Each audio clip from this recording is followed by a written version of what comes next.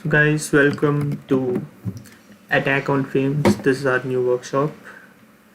So, the lead will be taken by Rohan Lahane, one of our coordinators for Adobe Animate, and by Rajshekhar, who is our senior from UG2K17, and he'll be working on Adobe Audition. So, in the first part of the workshop, we'll be dealing with Adobe Animate, which will be taught by Rohan Lahane in just a few minutes starting. We'll be waiting for around 2-3 minutes more, and Rohan will start with Adobe Animate. And you have any kind of doubts, you can patch up into the chat. Live chat will be seen by us. So, yes, over to Rohan. Okay. Do you want me to wait for a few minutes? Or do you want me to start?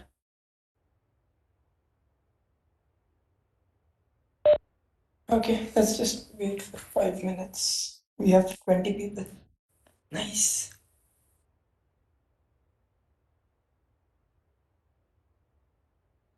Okay, until then, if anyone hasn't downloaded the software yet, it's okay. You don't need it for the workshop, but you'll probably need it if you want to take part in the competition. You can use other animation softwares too, but this is much more efficient. I think if you have After Effects, you can and you know how to use it, then you can animate in that too. But otherwise, I mean, still just attend the workshop even if you don't have the software. It's okay. You know what I'm saying? My screen is visible, right? It's clear. Okay, nice.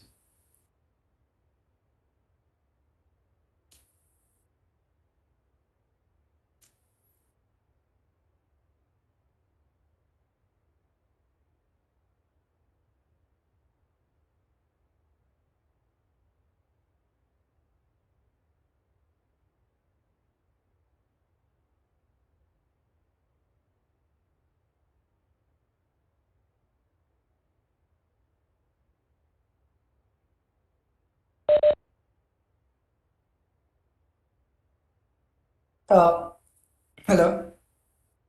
Yeah.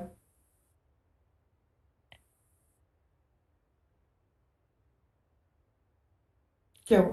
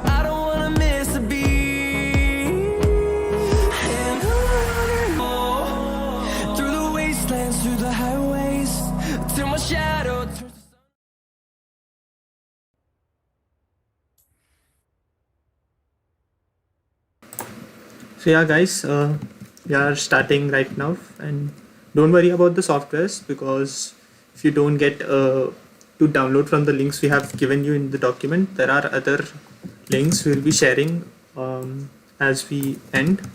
So yeah, just for just now, just look into the software, and Rohan, you can take up. Yeah, I'll upload it on my OneDrive if needed. बाद में. For now, you don't need it for the workshop. Okay. Anyway, uh, hi everyone. So, uh, today I'm what the animation I'm teaching today is just basic stickman. I am not very thoroughly clear with Adobe Animate 2 because it's a very powerful software, but we will be learning the basics of it today. Uh, we'll be learning enough to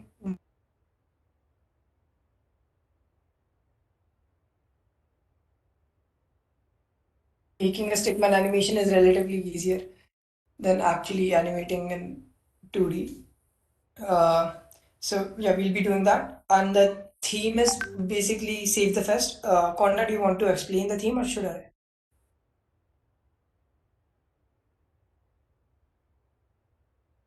अच्छा ठीक है. We'll explain the theme later. Fine, let's just start the tutorial. Before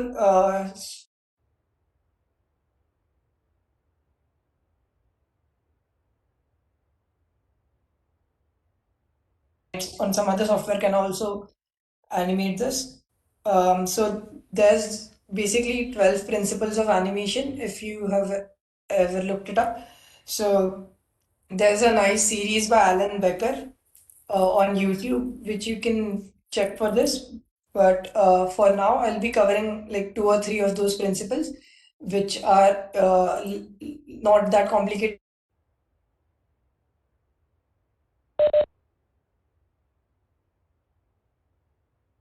Um, but yeah, yeah.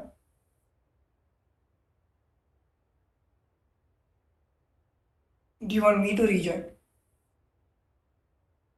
What happened?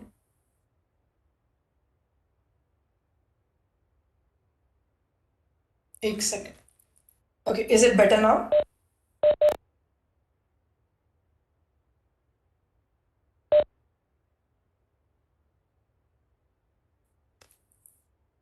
Oh god. Okay, fine. I'll just rejoin. Let's see.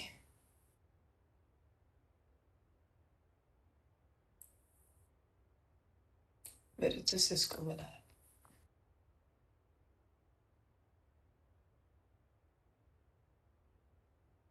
I can't find a way to leave the meeting in this app.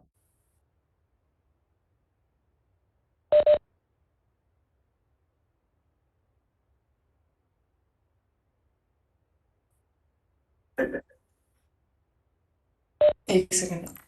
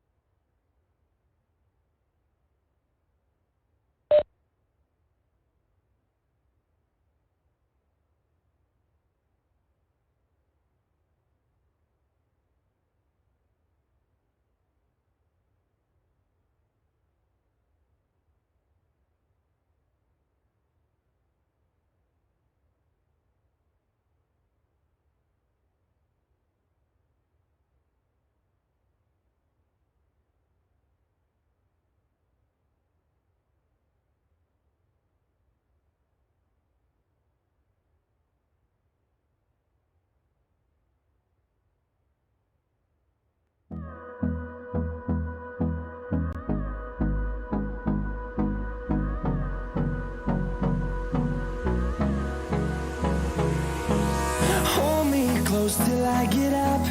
Time is barely on our side. I don't wanna waste what's left. The storms we chase are leading us, and love is all we'll ever trust. Yeah, no, I don't wanna waste what's left. And on we'll go, through the wastelands, through the highways, till my shadow turns to sun rays. And on we'll go, through the wastelands, through the highways, and on we'll go.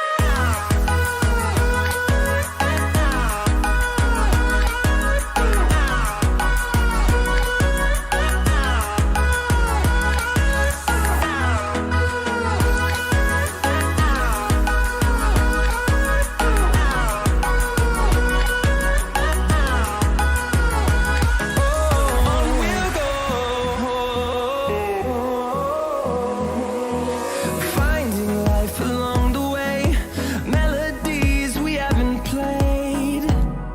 No, I don't want no rest. Echoing around these walls, fighting to create a song. I don't wanna miss a beat. And on we'll go, through the wastelands, through the highways, till my shadow turns to sun rays. And on we'll go, through the wastelands, through the highways, and on we'll go.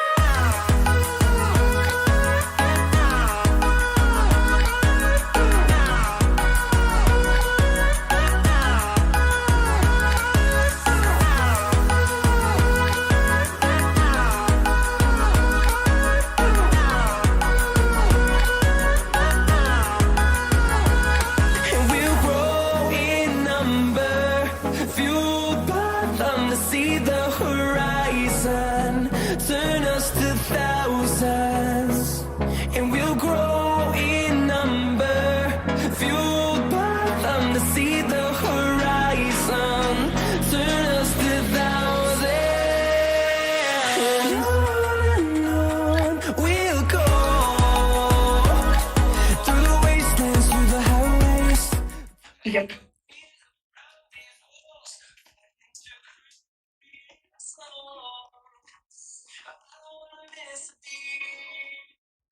Okay. Yeah, एक second.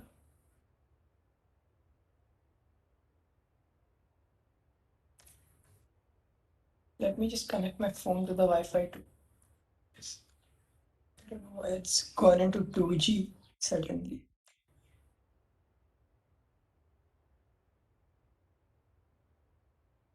Okay, I can see the chat again. Okay, nice. Okay, where was I? Okay, so yeah, basic principles. Yeah, yeah, okay. I'll start from the basic principles of animation. So, like I said, there are 12 principles, and I mean, all of them. There's a really good series by Alan Becker on YouTube. I actually learned the stickman thingy from him on YouTube. So you can refer to that if you like, but I'll be covering a few of them because I mean they're not as complicated and they'll be enough for making the stickman thingy that you need to make.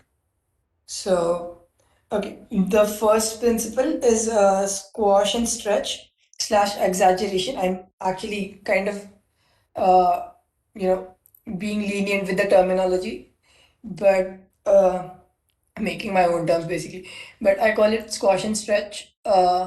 So, for example, this is a ball, right? I'm animating a ball bouncing, and it looks pretty unnatural because I mean it's going up and down, it's bouncing, but the ball is not changing at all. So what we can do is if we add squash and stretch to the ball so that it elongates as it's going faster and then it squashes down as it goes slower. we can see how it looks more natural. So yeah, that is squash and stretch. I'll teach you how to do this later. For now, just yeah, I'm telling you what you should do. And then the second wall still looks a little weird. We can make it even better by changing the positions of the ball. So basically, you know what inertia is, right? So in animation, we have to take inertia into the factor. So in the beginning, okay, wait, how do I change the frames? So let's look at it frame by frame. So the second ball is slower, so the third ball is slower at the beginning and then it goes faster. And then again, it's faster and then it slows down as it goes up so that they're all together again. So basically, adding inertia to your objects makes them more realistic, and you can actually express mass in your animation by this. So if an object has more mass, it will have more inertia, of course. I mean, you can show that in an animation by inertia, and squash and stretch shows rigidity. So, for example, the first ball here is like a solid metal ball. It looks like a metal ball, and the second and third balls look like they're rubber balls, right? So that's something you can show and animate uh, in an animation. I mean, uh, by using squash and stretch. Okay. Um, okay. Another uh, important thing to know in an animation is keyframing. No, not no. Okay, wait, no. I'll do keyframing later. Okay, it's anticipation and follow through. Don't have an example for follow through, but I'll explain it बाद में. But anticipation is basically before an action, you have to. Okay, wait, I'll just show an example. So this is a guy, he's throwing a punch. Okay, he's just throwing a straightforward punch. It's not as effective. You don't see the punch that well. But now, if we have this another guy who's also throwing a punch, but he's pulling his hand back before he punches. So that looks more dynamic, and because in that way you're ready. I mean, your eyes are ready to see the motion. Your attention goes towards the hand, so you can see the punch better. You see it coming. So I'll play them both together. The second one looks more dynamic, right? It looks more effective. So that's so to do that, what we have to do is basically anticipate an action. So if you're going to punch forward, so before that, there should be a follow-up kind of action. Okay, wait, why is my frame? Okay, yeah, follow-up action that takes the hand backwards and then goes forward. Same goes for jumping. If you want a character to jump, it has to squash down first. I think I did it in some of animations, right? Uh, yeah, here. So I think yeah, there's follow through in this too. So this guy basically he's crouching down before he jumps, and then he's jumping. And now when he's falling down, there's a follow through. The squash he's squashed right now. That is the follow through. So follow through is basically after you finish an action, again mostly inertia. So after you finish the main action that you're animating, you have to add a few frames to show what effect that action has had on the character or on the surroundings. Uh, but okay, what was I? We covered the balls and this, right? Okay, the next idea is keyframing. Keyframing is basically uh, how you animate. So there's two major ways. I'll explain draw करके. So suppose this is your timeline. Oh God. So Suppose this is your timeline. This is frame 1. Suppose this is frame 30. Now you want a suppose a guy to walk from here to here or jump from here to here. And there's two ways to do it. You can animate this frame first and then keep animating one by one, or you could animate this frame, you can animate the last frame, and then you can animate दोनों के बीच में, and then you can go here, you can go here. This looks more complicated, but it's actually the better way to animate because well, I mean, if you first of all, if you animate one by one करके, so it's not going to be as consistent. So otherwise, I mean, if you make the main poses first and then draw the middle characters according to them, that will be more consistent. The drawing will be better.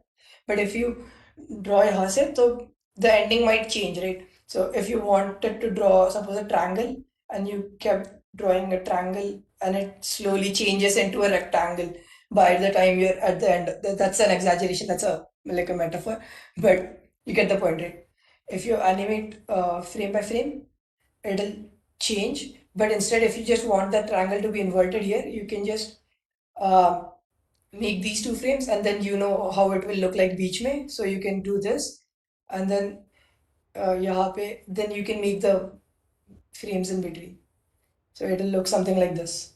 Does that make sense? Okay, I'll check the chat once. Everyone is able to follow it.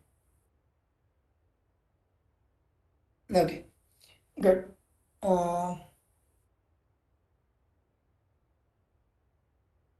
If you have any questions, you can ask, of course. If I don't read the chat, Fonda will tell me. He'll read them out to me. Not really focusing on the chat right now, but okay. Anyway, okay, we are done with keyframing. Now let's get started with the interface. So, I mean, if you've done other Adobe softwares, then it's not that unfamiliar. Just the layers part is a bit different. So I'll tell you about that later. But this is a vector-based software. So it's kind of similar to Illustrator in terms of drawing. There's this pen tool. So what's interesting about this is, okay, let's create a new scene. Okay, so this is, like I said, this is a vector app. So if you suppose make a circle, and yeah, you can use shift to draw straight lines and accurate circles while you're making circles. There's a circle tool here.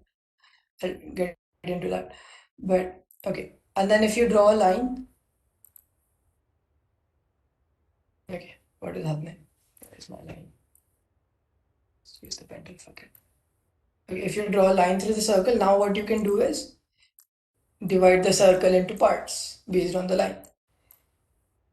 But yeah, so that is the advantage of having vectors. You can break down your image by just drawing new line.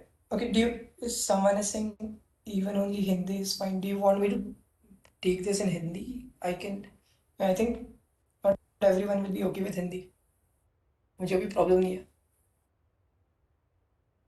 But okay, continuing.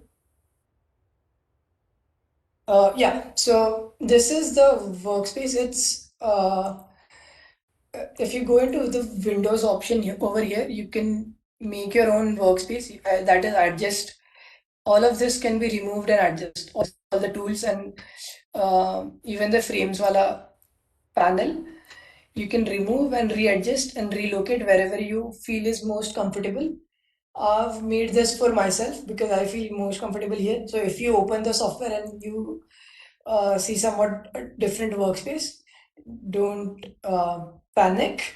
You can change your workspace going into Windows, and then there's workspaces here, and then there's default one and different kinds of workspaces.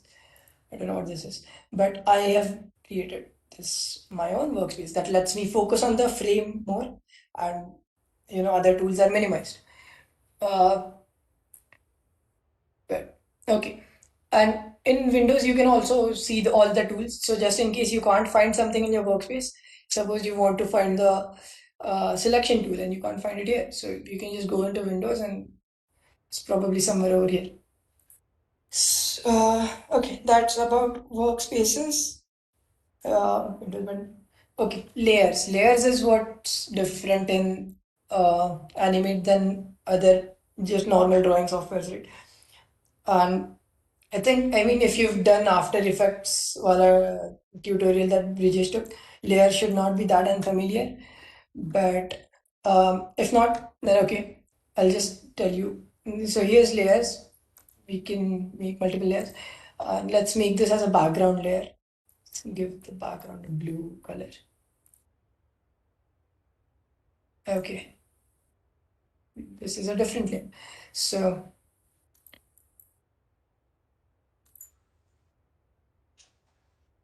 give me one second.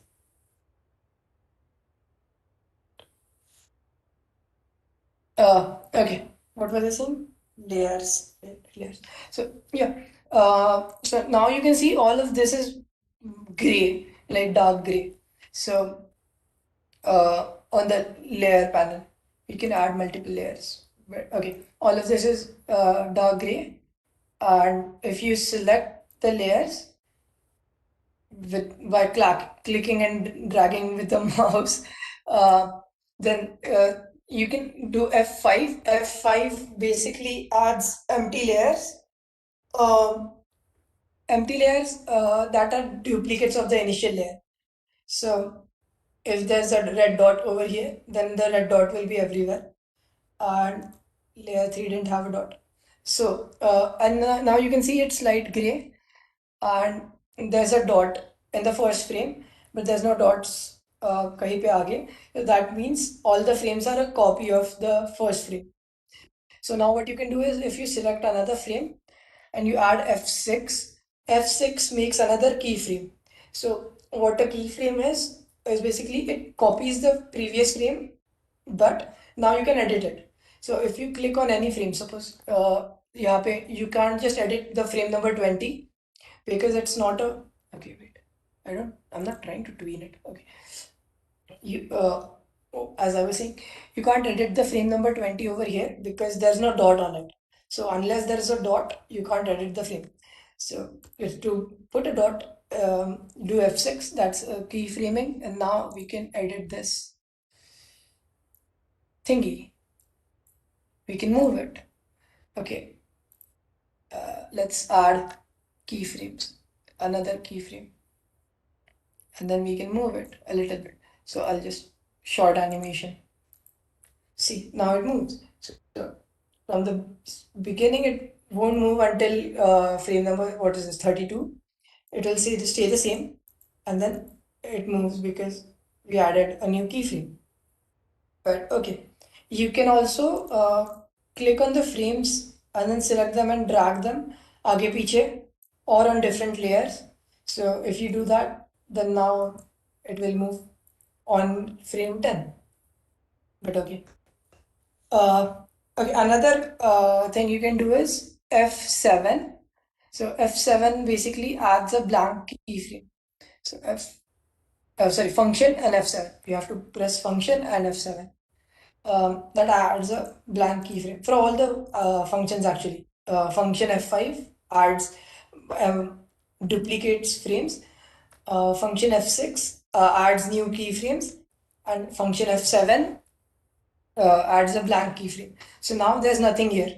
So now you can again draw your own thing on this frame.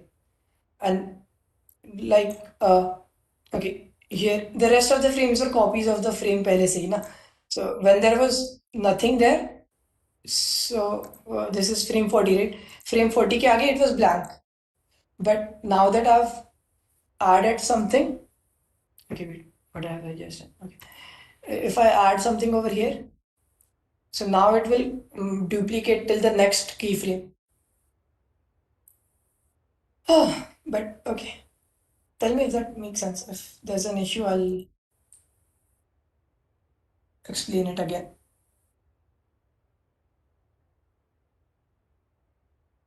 Okay, so that is what happens. Alright, we're done with layers. Oh, another thing you can do is, okay, I forgot to teach this, tell this in, where was I? Okay, I was doing the keyframing wala thing, right? So this is the Save Felicity 3 wala, I mean, say the video we made. Um, okay, so let's focus on this layer, the Felicity Memories wala layer. So if you see from the starting, it emerges, right? The Felicity 2020 is written essay. So it's very difficult to write it straight, right? Because if you're gonna, even if you copy the frames, it won't be this uniform. It will change a little bit. So you can't copy the same F and the same E every single time on a new frame. So what I try to do in such kinds of animations where you have to make something come together is from randomness. Uh, I mean, if you're starting from a random point, which is this blank frame is a random point, and then the fixed point is Felicity 2020 memories, right? So if you're moving from a random point to a fixed point, what you can do is animate it backwards. So what I did in this is all these frames, I animated them backwards. So I just wrote Felicity 2020 memories, and then I duplicated the frames and erased एक करके एक letter like this. Okay, and then what you can do is select all those frames in that area and then right click, and then you get all these options, and there's an option called reverse frame. So you can just reverse all the frames उसमें. So that is another, like I said, there's two ways of keyframing, right? One is binary, which first you do start and end, and then beach mein, and the other is straight start to end. So there's also, you can also do end to start, which is actually start to end but with a twist. Um, so okay, that is covered. So if you're animating something like fire or a wave which is unpredictable, it is better to do frame by frame wala animation, the linear wala, because then it adds the randomness to the fire, because we need fire to be random. We don't want it to be organized. But if you're drawing people or I don't know, machines and stuff, then you want it to be organized. So now, okay, um, layers, we're done with layers. What else do we have? Okay, tools and okay, let's learn about different kinds of tools. So this is the selection tool. Okay, I'll just open a few other layers. The selection tool basically selects stuff. Selection transform tool allows you to transform the stuff you've selected. Okay. Okay, I don't know if I've covered this before, but okay. Some important shortcuts you need to know, other than F5, F6, F7, are Shift. Shift allows you to draw straight lines. And then there's Control Z, which is undo, of course. Control Y is redo. Um, what else? You can click on the spacebar to open the, uh, what do you call it? What is this tool called? Hand tool. Hand tool basically helps you navigate. And then there's magnifying tool over here also, but you don't need that. I think you can magnify from with zoom also. Oh, never mind. Okay. Oh, where is? Okay, I lost something, but okay, never mind. Um, so yeah, these are some of the tools you can use. Is the normal wala brush tool. This is the rectangle tool. Again, this is a vector. So these are tool properties panels. You can find it in your workspace kahin pe bhi. But tools properties allows you to adjust the stroke size and stuff. So wait, what is the stroke color? Okay. Do you change the stroke color?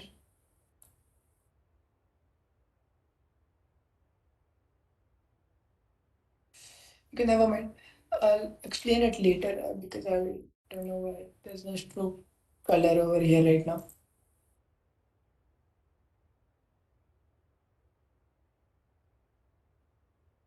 Never mind. Okay, what was I saying? Yeah, there's a circle tool, then there's a text if you want to add text. There's a text tool. The fill tool is very useful if you want to just draw lines of an animation and then just fill color in it. Good shortcut, always. Um, then there's the eraser tool. I don't know exactly know what a sub selection tool does, but yeah, it's not that useful. Lasso tool basically helps you select a part of the drawing. So if you want to just move his head, you can lasso around it, and yeah, then you can move his head. But don't cut his head off. Anyway, yeah, I'll teach the bone tool in the end, which is also very useful. But again, I am not that familiar with how to use it. This is the pick color tool if you want to pick a color from anywhere. And in the color swatches, you get different options. You can adjust it based on RGB or use saturation brightness. I personally prefer adjusting based on HSB, but you can do it as you like. Okay, what else is there? Exporting. I'll explain exporting end में. Edit, and then there's yeah, that's it for the UI. There's nothing more there. Okay, onion skins. Onion skins are basically so you're animating and you want to see your next frame and the previous frame. So that's what onion skins are for. They help you see what you're doing आगे पीछे. So suppose in this, let's take this one example. Let's okay. I'll just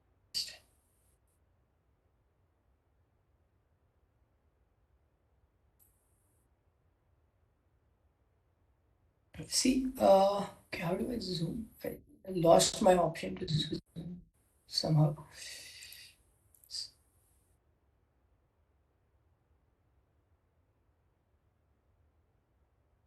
Okay. So like I was saying, now you can see. Suppose you make the first frame and then you animate the. Okay, let's just hide this. I'll make a new one. Okay. So this is our guy. Yeah.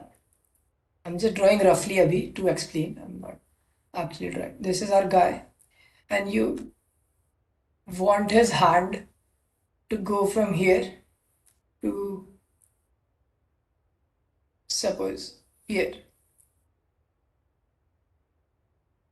So what you can do is with onion skins, you can see where the hand was and where it is going to be. So you can oh fuck. Yeah, you can draw each way. This is just an example to show it's more complicated when you're actually doing it. But yeah, so oh fuck, I forgot keyframing. Forgot to make a keyframe. Okay, that's my bad. So what it did was I changed the hand from the hand was over here and then I changed it to here, right? And then I forgot to make a keyframe in between. So what it did was it edited the first frame to this one. So don't do that. Don't forget to keyframe. Uh, yeah, now there's I've made a keyframe. Now if I erase this, it's okay. It won't edit the image in the first wala layer, first wala frame. Uh, and okay, now I can make. You can see this, right? आगे पीछे. I think it's not that visible. If I zoom in, you'll be able to see it. It's not that. Okay. I'll just change the properties. Advanced settings. Setting. No, it's not that clearly visible yet. Still, but okay. See. This thing is the next wala frame. Ah, okay. And this is the previous wala, right? Um, so yes, that's basically what I was trying to explain. This is me. You can see. You can adjust how many frames in the future and in the past you want to see based on how what you need to draw. And then you can also adjust the color of your keyframes. Let me check the chart just once if it's showing. Okay. You can also, if you right click on the onion skins, you can go into advanced settings and now you can adjust the color of your next and previous keyframe so that you can see whatever color looks best for you. I keep it on red and blue because tenet. But okay, another thing you can do is make the keyframes into outlines so that you can focus on your current layers drawing better and still look at the future and the past, but in outlines. So can you see it? So this is just showing in outlines, and if you want like characters, you can increase or decrease the opacity of the uh, future layers, and then you can decrease how many layers in the past and the future you can see. Okay, so that's all about onion skins. It was very useful for animating, especially when you're doing the binary keyframing wala technique that I told you about. So you can see where you are, where you want to go, and then you can draw a frame in between. Okay, uh, what else is that? Copy, paste, invert. Okay. I told you how to invert frames, right? So this guy, let's just, okay. This guy is punching forward. So if we select all these frames, what we can do is, let's select all these frames. Right click on the selection and then you can, I'll explain what tweening is about me. You can clear the keyframes, which will delete everything. You can convert them all the duplicate layers to keyframes if you want to edit very finely. If you want to edit each and every layer, then you do this, but that's not recommended. It's too much work. Okay, you can copy these frames and you can paste these frames. So now the guy will punch twice in a go. Okay. You can also cut and paste them. You can paste them on different layers or whatever. Here's the option to reverse the frames. So yeah, that's just some of the things you can do. Okay, let me check what else I have to cover. Okay, let's get into symbols now. Symbols are like a very useful tool. It's kind of complicated to learn pehle, but once you get it, it's very easy. So I'll open this wala thing to explain symbols. So now we are on three different layers. We have three different layers here, right? So what I did was created you select a layer, select an object on the layer, and then, okay, I'll just make a new object. Okay, suppose you make an object and you select it. Okay, so you get an option to press a function and F8. What that does is create a symbol. So what a symbol is, I'll explain as we go. So for now, just go with it. We can name it whatever. So it is kind of like a timeline in a timeline. So so this is our main timeline, right? There's four layers, and then there's okay, then there's three balls, and this is the fourth black ball. So what this can do is, uh, so now if you double click on this, so up here you can see we are in scene one, symbol one. Pehle we were in just scene one. So now we're in the timeline of the symbol one. Okay. So यहाँ पे now you can see the layers also changed. I'll go back once again. So here's four layers over here. This is our main timeline, and this is the timeline of the black ball in itself. So यहाँ पे there's only one layer. You can also add more layers बाद में if you want. but for now, let's just stick with this. And now, if what you can do is if you animate like 5, 15 layers, 15 frames over here. Let's insert frames. Okay, and I don't know. Let's move it around.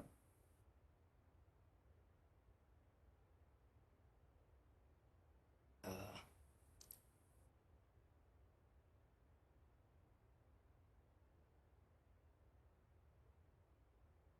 okay, now, oh, okay, that's absolutely okay. Yeah, and different frame again. Onion skin. I can use onion skin for this to see where I'm going. Okay, so now we've created a small animation here, which is like 15 frames, where the ball goes from one position to other position. It's and this happens in the symbol ka timeline. So now when you go out and you play the animation in the original timeline, what happens is it repeats till frame 20. I think we animated it till frame 20, right? The symbol. Uh, is that? See, yeah, okay, no, not frame 20, till frame 15 almost around. So yeah, till frame 15, it will uh, do move normally, and after frame 15 it will loop itself.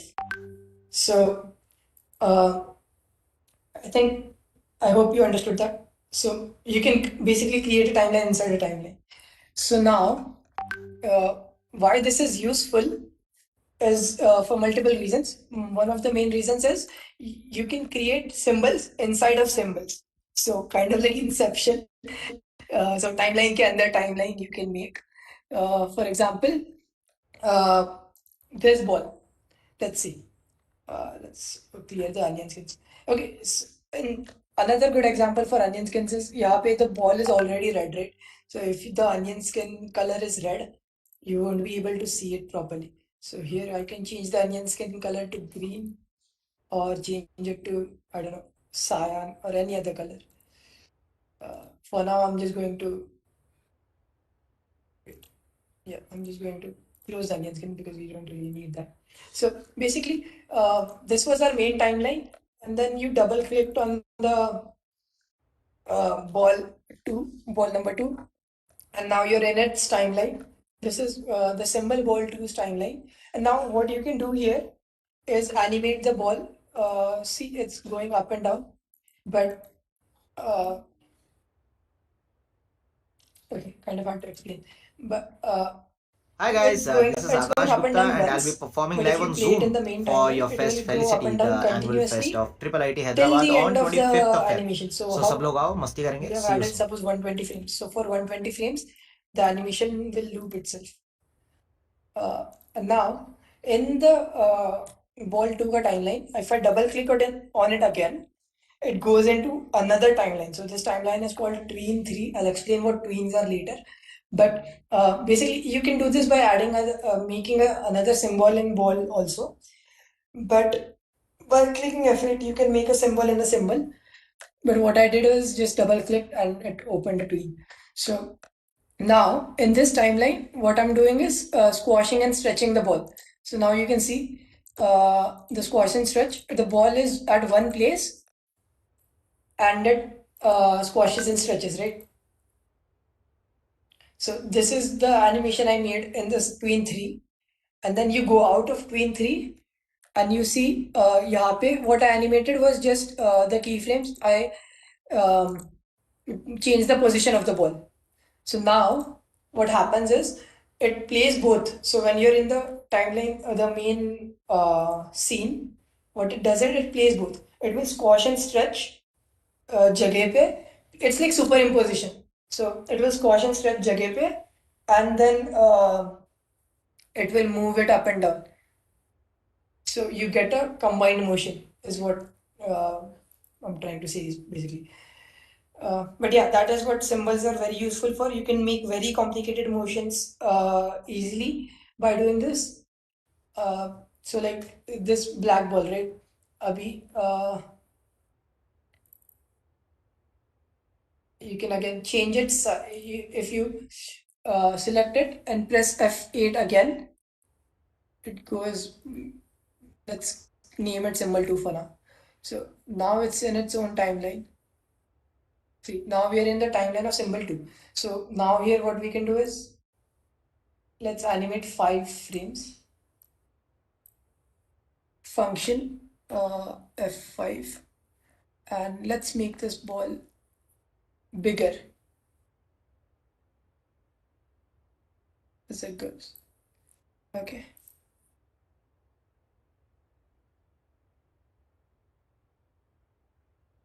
Even bigger. What? Okay.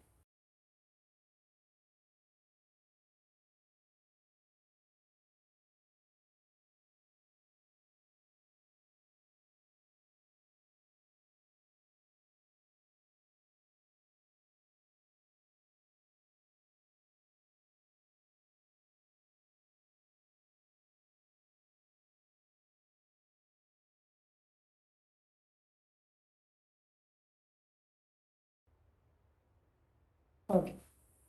Uh, yeah. Hello. Yeah, I'll be back in like 2 minutes. Okay.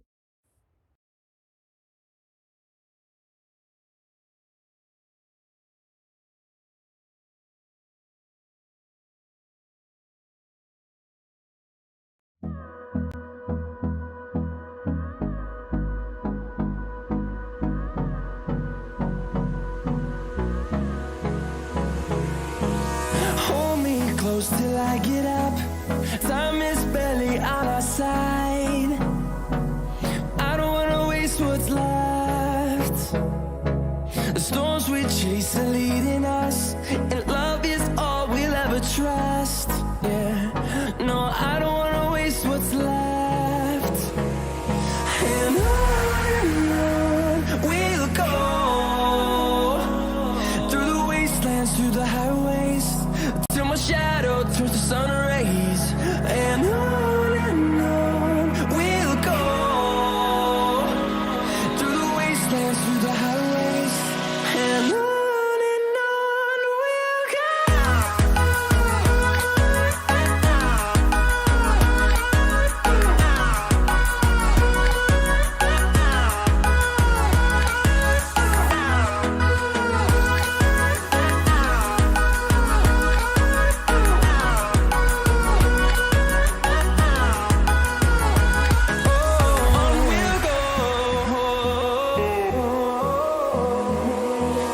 finding life along the way, melodies we haven't played.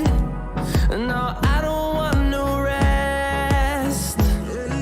Echoing around these walls, fighting to create a song. I don't wanna miss a beat.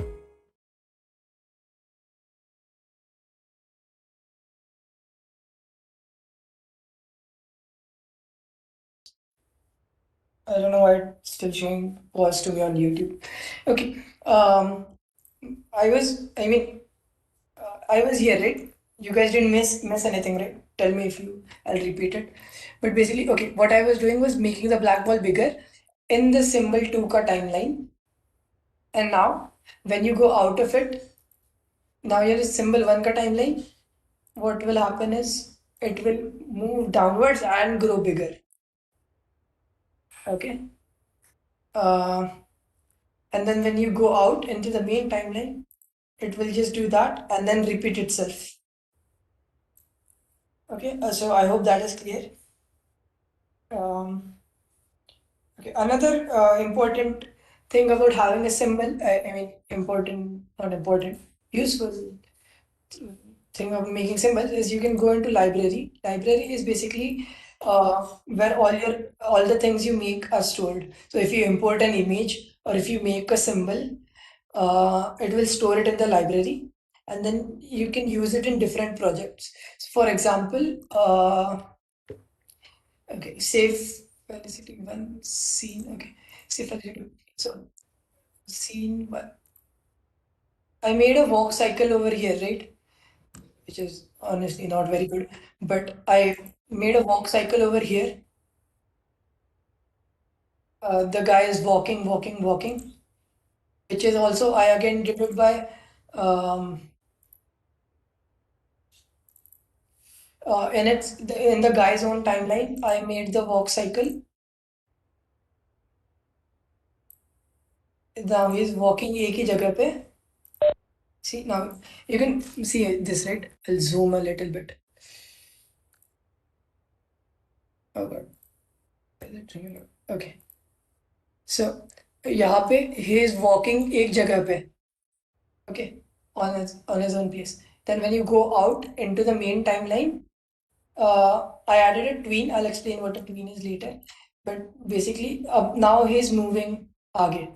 So that's how I did the walk cycle. And now, in scene 3, in the next scene, basically, let me zoom out. So now he's landing over here, and now he has to walk back from here to Google Chrome, right? So I'm not going to animate all of those frames again. So what I did was, okay, see, I use the same walk cycle. So how you can do that is take the library, open the symbols, and you can even choose which file you want to open symbols from. So any file that is open in Animate right now, you can choose symbols from वहाँ से. So wait, okay, you can bring the red ball from the other project to here. Okay, what is this? Okay, never mind. I think there's some issue. I won't deal with it now, but generally you can do that. कि एक project से you can copy objects into a different project. This is see Felicity too, right? Okay. So basically that's what I did is drag and drop the symbol, and now it will, you have your own walk cycle वहाँ पे. So okay, that's what happened. Okay, this was not visible earlier because it's on a different layer. So yeah, when you're drawing stuff, always remember कि ऊपर वाला layer will be ऊपर obviously. So depending on that, you can do. And so in the save this first file animation, so okay, let's just make everything visible. In this, let's focus on the professor part. So notice how this dialog box is changing, right? The blue thingy around the professor. So I'm not going to animate it I made this animation for 120 frames. So I'm not going to animate it 120 times. So instead what I did was create a layer and go into symbol, animate it for 20 frames and have it loop for 120 frames. But okay, enough about symbols. That's all I have to tell about symbols. Oh, okay. Yeah, okay. Almost done. We've covered symbols. What else do we have? I'm almost finished. Okay, yeah, tweening. Tweening is important. Let's do tweening. So let's do tweening over here. So I'll make a new layer. So this is our ball. Let's make a ball. Okay. Oh, fuck. Oh, where did I make the ball? Wrong layer, I think. Okay, layer for making a ball. And now zoom out. I think I messed up my interface a little bit. So, okay. And now in 40 frames, we want that the ball should be over here. So what you can do is, like I said, draw each frame in between. Move the ball slowly till the final position. Or what you can do is select these two keyframes and then right click and create a classic tween. You can. I'll explain what the other two types of tweens are. I think I don't even understand what motion tween is either. But if you create a classic tween, what happens is now it automates the animation. So you just have to put the first pose and the final pose, and it will automatically animate the in betweens. So that's why it's called tweens. Uh, but I mean, you can't do it for anything. Like you can't draw a triangle and a I don't know, a square and expect it to uh, just figure out how to change it by its own.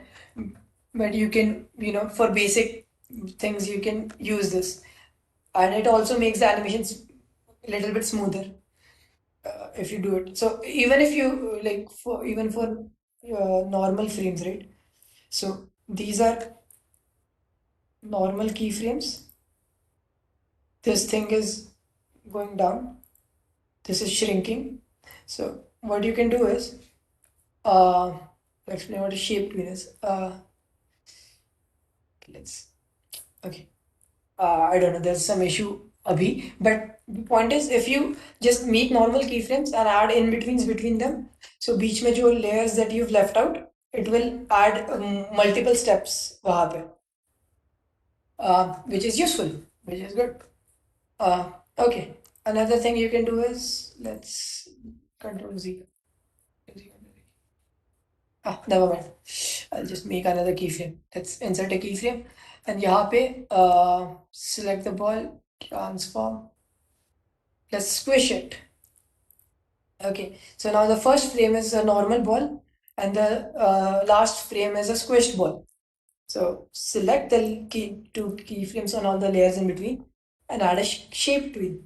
So what a shape tween does is uh, add steps for different shapes. So now you can see.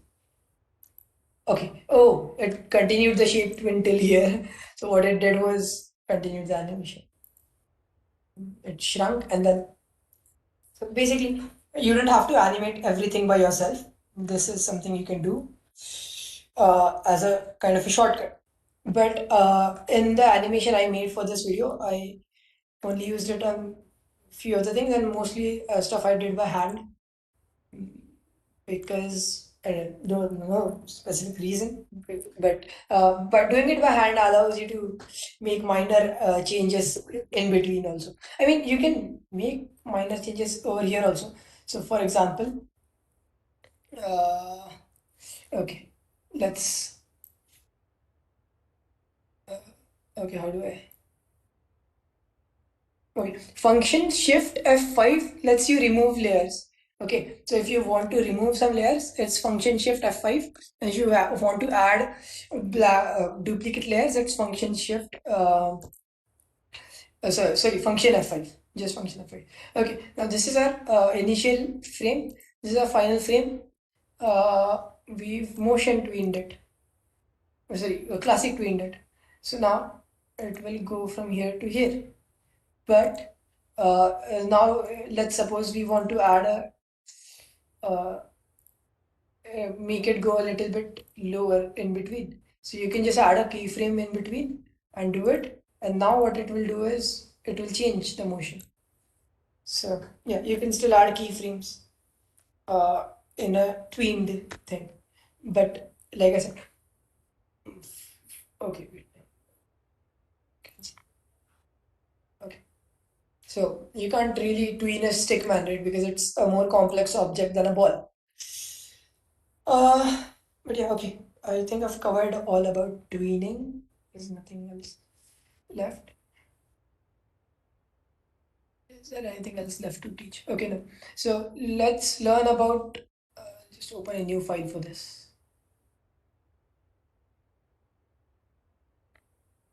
This is how you create a document, by the way. Go to new, and here are a few templates then that you can use if you want. You can choose the resolution and stuff here. Adjust the frame rate. I mean, professional frame rate is 24, but it's too much of work. So the animation I made for the attack of the frames wala thingy was 9 frames per second, but I'm teaching in 18 abhi.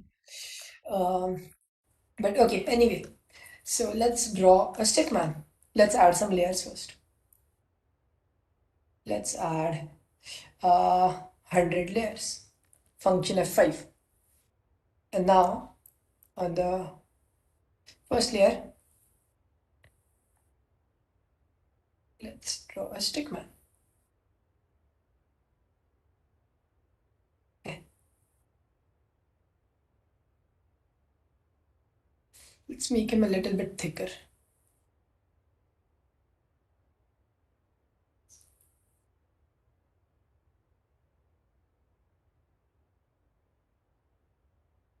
Okay, I'll explain I'm doing this to explain the bone tool. Okay, do not worry about the drawing. It is very rough.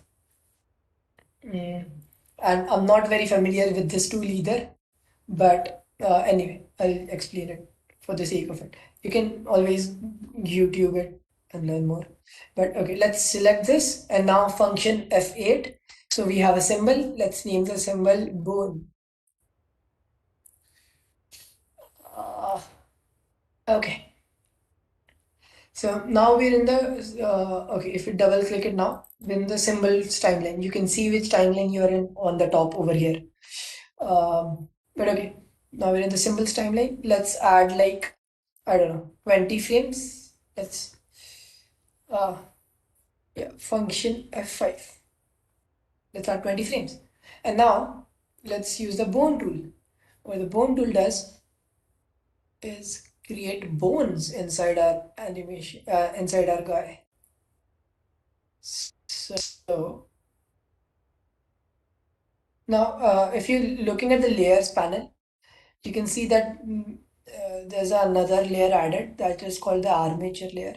It is kind of like a tweening layer for this bone tool. So, okay, for some reason, let's move it over here. Let's add more layers.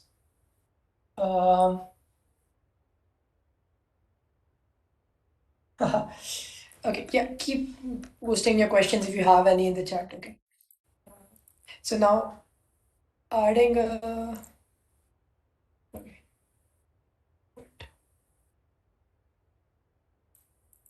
Why is it not? Okay, let's add a keyframe.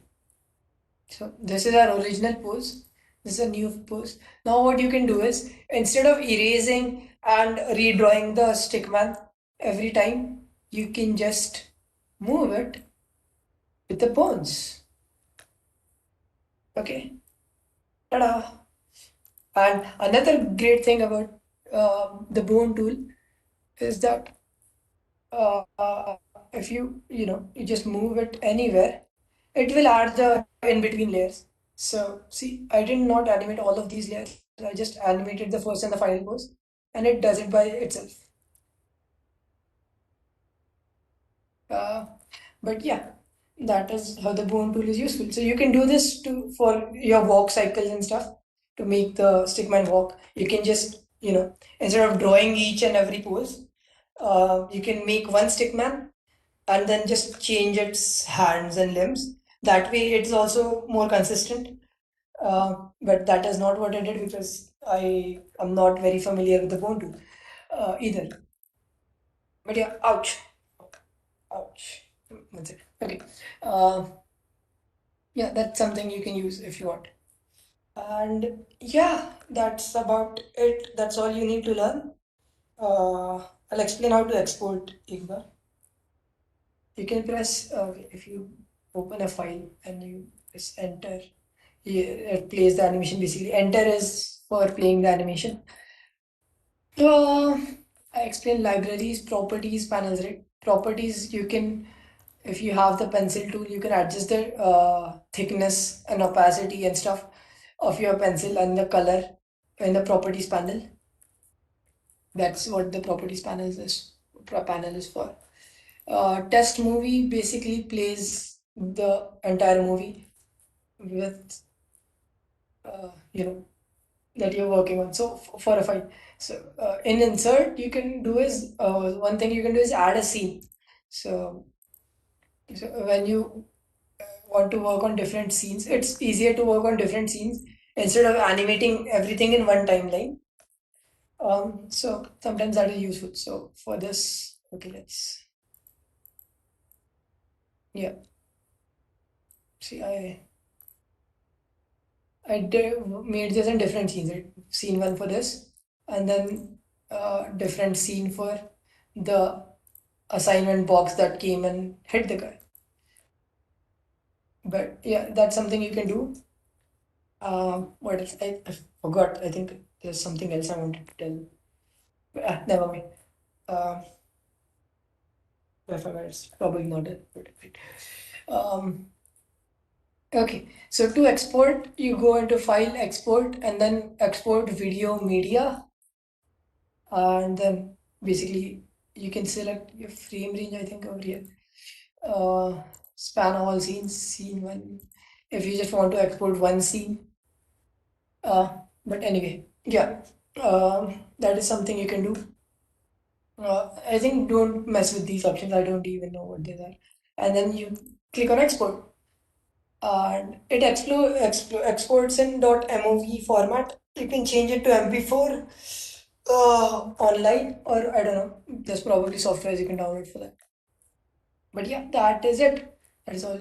Oh yeah, I forgot layer depth, right? Layer depth is basically it's kind of like making it in 3D, which is you can do it by just changing the size of an object. But let's see. The Felicity wala layer. This is the Felicity wala layer, right? Both layer. So what you can do is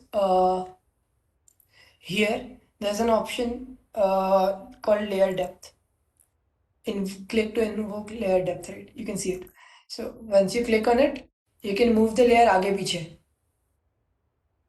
So you move it आगे, it becomes closer to the viewer. You move it पीछे, it becomes different. And you can do it on different frames. Like, suppose for the first frame you want it to be near to the viewer, and then on some other frame you want it to be farther away from the viewer. You can do it, and then again it will tween, the Adobe software will tween itself, so automatically आगे पीछे लेके जाएगा. But yeah, that is layer depth. Something I haven't used it in any animation yet, but it's a thing. So yeah, that is it. That is all.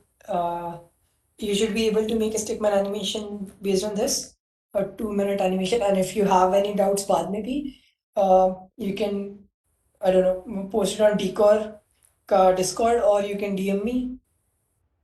And yeah, I think we have a break now, and then Raj Shekhar sir is going to teach audition. Right? Konda? Hello. Yeah, should I stop sharing? Okay. Stop sharing. Thank you for everyone who joined. I hope you had fun. So yes, guys, this is up with Adobe Animate. We have Adobe Audition coming soon, like around 5:30. Till then, we have a break. So yeah, why are we dealing with two softwares this time around? Why it's an Animate and Audition? Too much boring stuff. Why this much? Basically, when you create an animation, it should not go silent. It should have some background to it, like a music, like the way we had released an animation video, it had some music, right? So the video, like the animation part, was done by Rohan, but he never thought about the music. The music part was handled by Adobe Audition after the animation video was created. So that's why we have two workshops this time around. And I know these are a bit complex softwares, but when you get to know about these softwares, it becomes fun to do. So let me just tell you very little about the contest that's coming up. So yeah, this time around you can come up with teams up till, like, you can have at most 3 members. You 3 can work upon anything. and you can register in the website itself, where the leader of, if you have more than one, the leader of your group can go and register with the team, and others can join in with the invite code that you get, where I think you guys are familiar with how to create teams also. So yeah, that's it. And at the end of this next workshop, we'll be telling you in detail about the contest, and we will end up there. So yeah, for now we have a tech pause. We will meet again at 5:30. Thank you for tuning in for the first workshop, and yeah, let's meet for the next.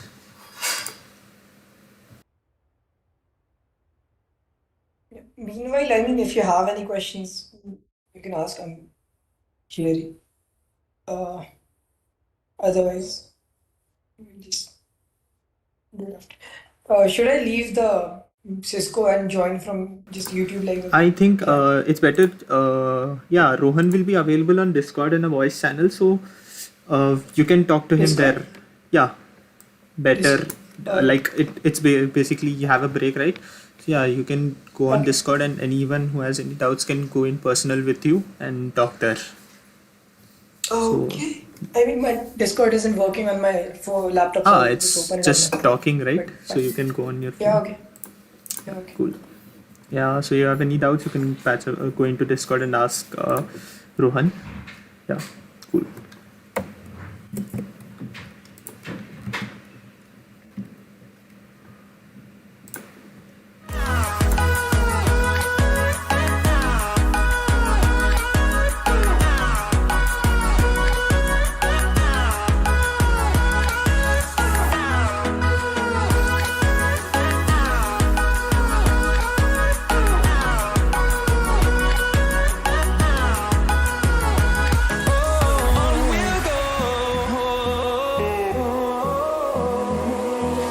Finding life along the way, melodies we haven't played.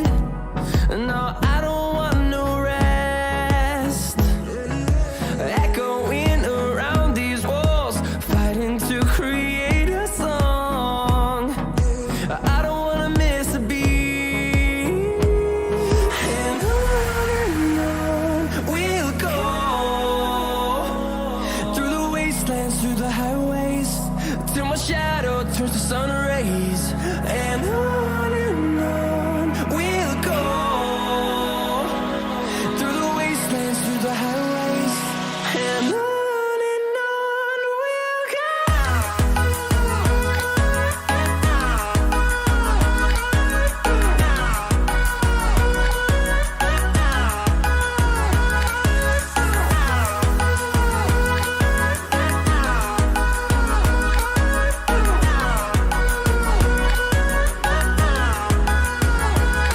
And we'll grow in number, fueled by them to see the horizon, turn us to thousands.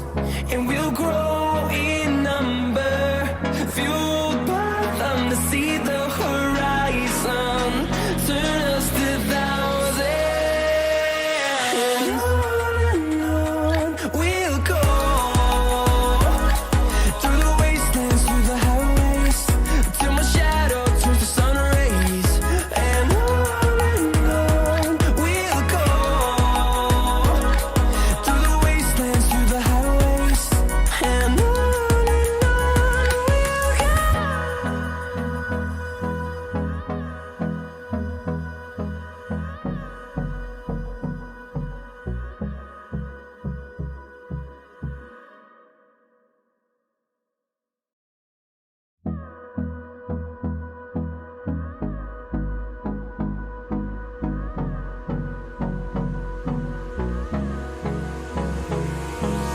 Hold me close till I get up. Time is barely on our side. I don't wanna waste what's left. The storms we chase are leading us, and love is all we'll ever trust. Yeah, no, I don't wanna waste what's left.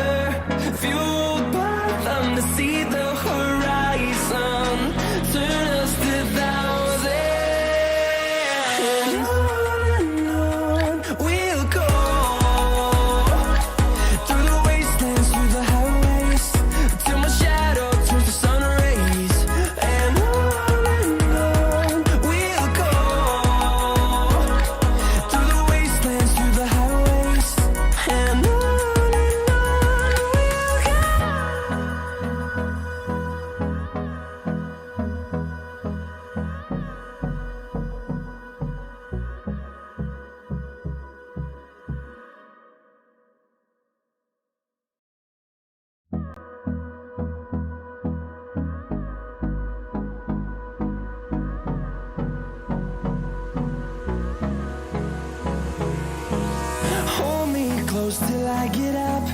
Time is barely on our side. I don't wanna waste what's left. The storms we chase are leading us, and love is all we'll ever trust. Yeah, no, I don't wanna waste what's left. And on we'll go, through the wastelands, through the highways, till my shadow turns to sun rays. And on we'll go, through the wastelands, through the highways, and on we'll go.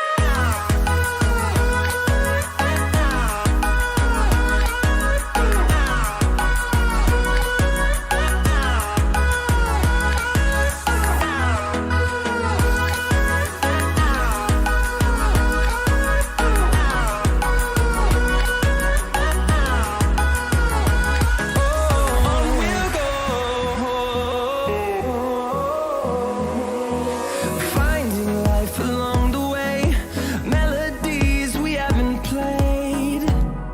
No, I don't want no rest. Echoing around these walls, fighting to create a song. I don't wanna miss a beat. And on we'll go, through the wastelands, through the highways, till my shadow turns to sun rays. And on we'll go, through the wastelands, through the highways, and on we'll go.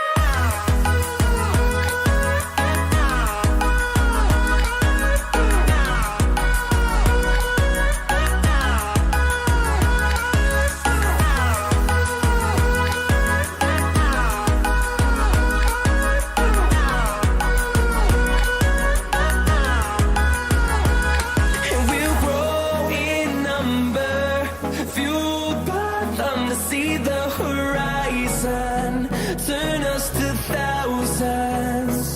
And we'll grow in number, fueled by them to see the horizon, turn us to thousands. And on we'll go, through the wastelands, through the highways, till my shadow turns to sun rays. And on we'll go, through the wastelands, through the highways, and on we'll go.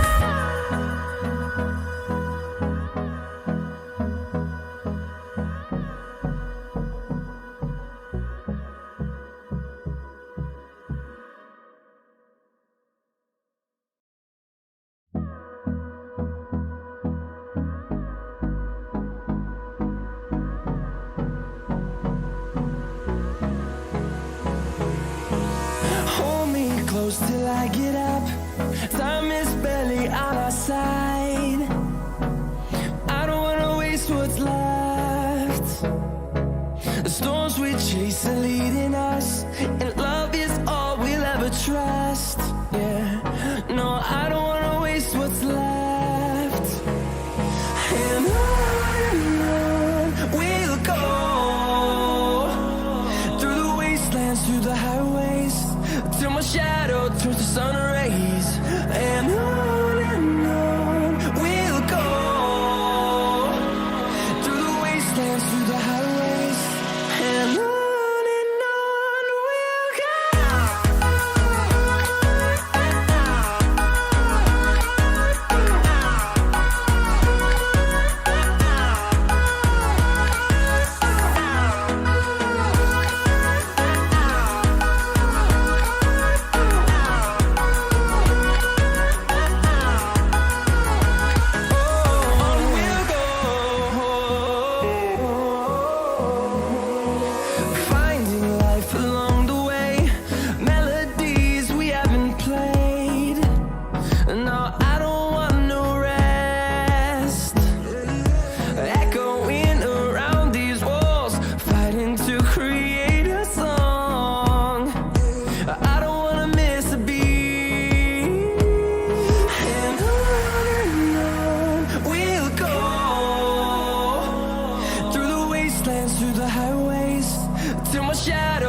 sun rays, and on we'll go through the wastelands, through the highways, and on we'll go.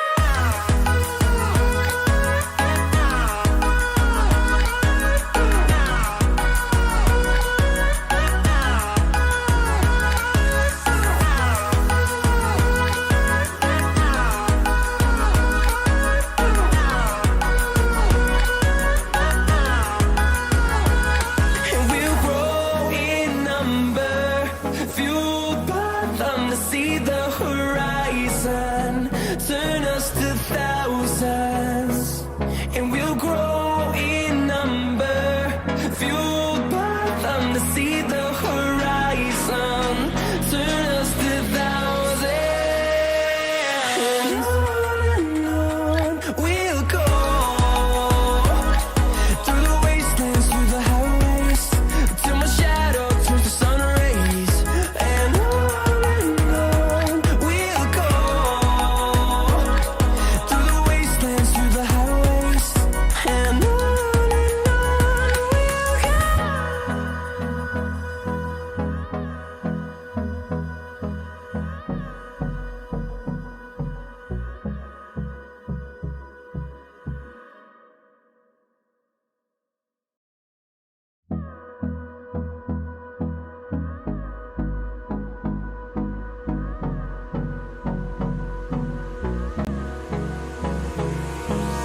Hold me close till I get up. Time is barely on our side. I don't wanna waste what's left. The storms we chase are leading us, and love is all we'll ever trust. Yeah, no, I don't wanna waste what's left. And on we'll go through the wastelands, through the highways, till my shadow turns to sun rays, and on we'll go through the wastelands, through the highways, and on we'll go.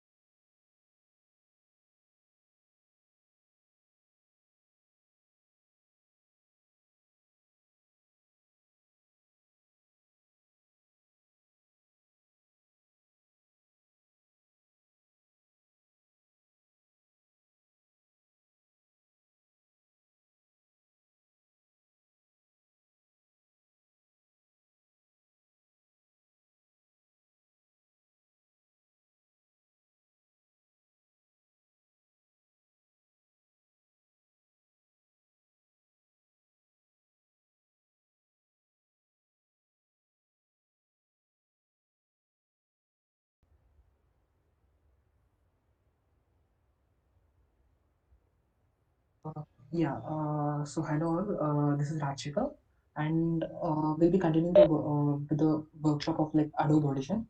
So just to give an introduction, what exactly Adobe Audition is like. Basically, if you have any video, or if you want to have any if you had any music mix or anything like that, or if you want to mix a video, or let's say you want to let's say you want to you improve your vocals for like for your podcast, or like have a sound effect design, add a particular sound effect, or uh, let's say like you want to mix different types of audios for videos, or like you want to audio restore the audio, or maybe make a karaoke track or something like that. So where Adobe Audition is basically a complete workstation where you can where you can basically try to do that. So to put it in a simple abbreviation, it's like DAW, which is DAW. So it's a digital audio workstation. So Adobe Audition is actually a very beginner level digital audio workstation, and it's not really used in the industry. The main reason is, let's say, like you can't really compose audio in Adobe Audition. So one of the main thing when it comes to composing audio is basically the MIDI interface or MIDI files. So Adobe Audition doesn't support MIDI interface. So that is a main thing. But as I said, like it's mainly for the beginners, and like even we really want to play the beginner music, and we are only trying to basically mix the different music and stuff like that. So let me first just give you a brief intro of what exact I mean you see here, I hope you can see the different windows. Like this is how you how the audition opens. So this is and when you try to open, you basically try to select the first hardware options. So let me try to show you that also. Yeah. So basically, what it removed my headphones and just connected them back. So uh, this is what happens whenever you like try to change any of the hardware devices when it comes to Adobe Audition. So basically, what you're trying to say is like you select a particular audition hardware such that your whatever you try to edit later on, they're basically suited, or they're tailored for that particular hardware. And and it might actually change like the way that you interpret the audio might actually change a little bit when you change the hardware. So right now I'm changing the headset microphone, and like the my default output is the same as my PC output, and basically you can select the latency, and you can actually change the sample it going into the advanced settings. So I'm not really trying to do all I'm like putting it the changing the bare minimum. So yeah, moving on, that is what you get the first time when you try to open the audition. So let me first explain the different windows in the audition. So here the main things that you have in audition is basically two uh, two two views. One is a waveform view and one is a multi-track view. So first let me add few audio files and some video files. So yeah. So you can see here like they're being loaded, and you can also see the different information regarding each of the file. So one thing to notice is like the difference in like there are different sample rates for each of the audio file or the video file. So yeah. Mm, let me try to let me open this is basically the video file. So just to explain you what exactly different windows mean. So this is my waveform view. As I said, this is like there are two views. One is the waveform view, one is the multi-track view. So here, as this is a video, you even get to see the video and like basically to match according to the audio that you're trying to edit. And but you can't really edit any part of the video over here. So, and also there is another feature in Audition where you can actually have a dynamic link to the Premiere Pro, and basically export and edit the music sequences in the Premiere Pro, and like and have a dynamic link between them. So that is another feature that you can try. But actually, this for me, at least this seemed more intuitive because we'll be having the video and video in the same window. So yeah, so basically, So we can go a bit slow. okay, yeah, fine. Sorry. Yeah. I hope I hope everyone was able to follow till now.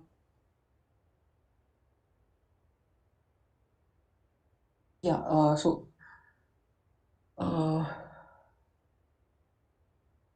basically, as I said, like this is the platform view. So here, what you're seeing here is the two channels of the sound file which is behind the which is exported as part of the video. So here, when I say two channels, it's basically the left channel and the right channel. So let me try and play it first. Yeah, I hope you people can hear the I hope you people can hear the sound. So here, as I said, like one is left channel and one is the right channel. You can actually deselect, like select or deselect a particular channel and try to listen in only in one channel, or you can actually export even in the same manner. So let me try to show you. Like if I select left only the I mean deselect the left channel. So yeah, I hope. Yeah, so for a better experience, try to listen it on the using headphones or earphones. So as I said, like basically when I can toggle between the channels.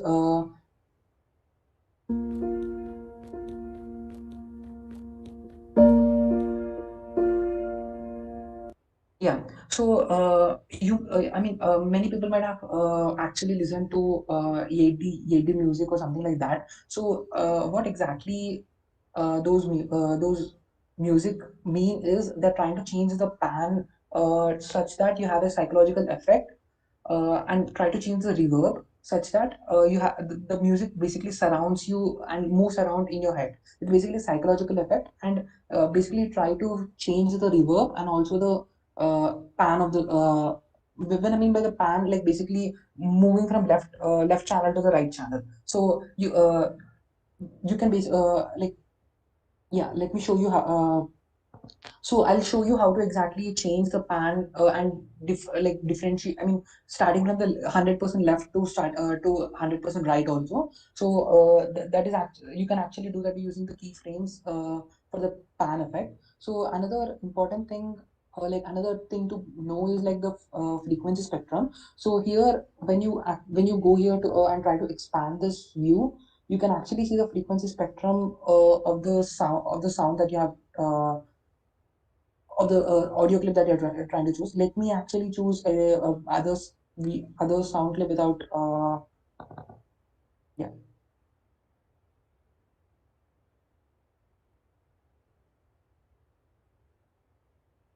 So basically, like let me. This is the audio that I've considered. So like as you can see, the frequency spectrum is basically you can see the different notes. The default view is usually the frequency like in hertz, and you can actually change it to notes, and you can also change the scale to more linear or more logarithmic or like full linear. So this is basically how the how the scale changes. And also here, the time axis is basically in minutes, seconds right now, and you can even change this to like let's say bars or beats, and like many other different industrial displays. So like even like this shows like the beats. Here like it's 120 beats per minute. So and this shows like the number of beats passed for that particular in that particular instant. So and usually like for the beginners, it's better to have the decimal thing. Yeah. So this is the as I said, this is the frequency spectrum at each time instant. So you'll be having the frequencies over here, and the color would basically represent the uh, the intensity at that particular frequency. So as you can see, like there is black completely here at this particular frequency, like the higher frequency range. So we don't that basically means uh,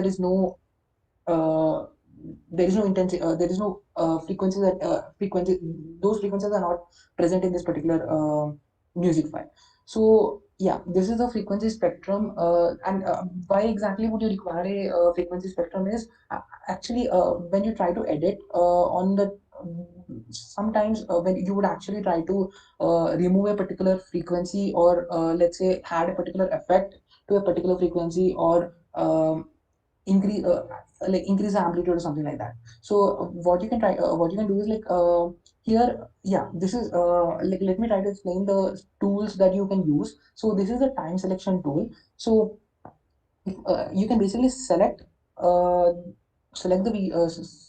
the part of the audio file using the time selection tool, and there are many other tools for frequency spectrum, like for example, this is the marquee selection tool, which allows you to select a quadrilateral and for different time for different for different frequencies. And you have here as you can see, like this is plus I mean 0 dB. So this would basically mean your amplitude or your volume. So if I try to increase this particular volume, so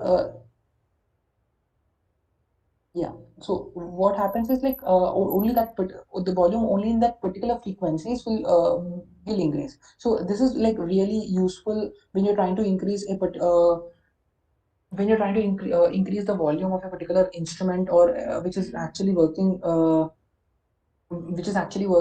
in a particular frequency or something like that. So this is where you can use the like where you can try to edit frequencies and more with more control. And you have like many other tools like lasso selection tool, and also this is basically a paintbrush tool. So paintbrush tool is like you just try to remove it's more like this. So you just try to it gives more control. That is what each of the different tools do.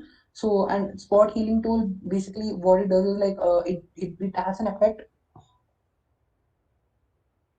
It adds an yeah so it adds an effect for that particular duration. So yeah, and like if you want to zoom in, so let's try not let's try to keep the discussion about the frequency spectrum let's end it for now and move on to the actual, like try to see more onto the in the time domain. So what if you want to zoom in, basically this is your zoom axis. So yeah, if you want to zoom in, this is how you zoom in for different to have a different zoom limit for the time. And also uh, yeah and also you can basically use your mouse use your mouse to zoom in or zoom out using zoom in or zoom out in both uh, time domain and also the intensity. um, yeah, so this is like the basics. This is like the basic how the waveform window would look like, and different functionalities that you can actually use.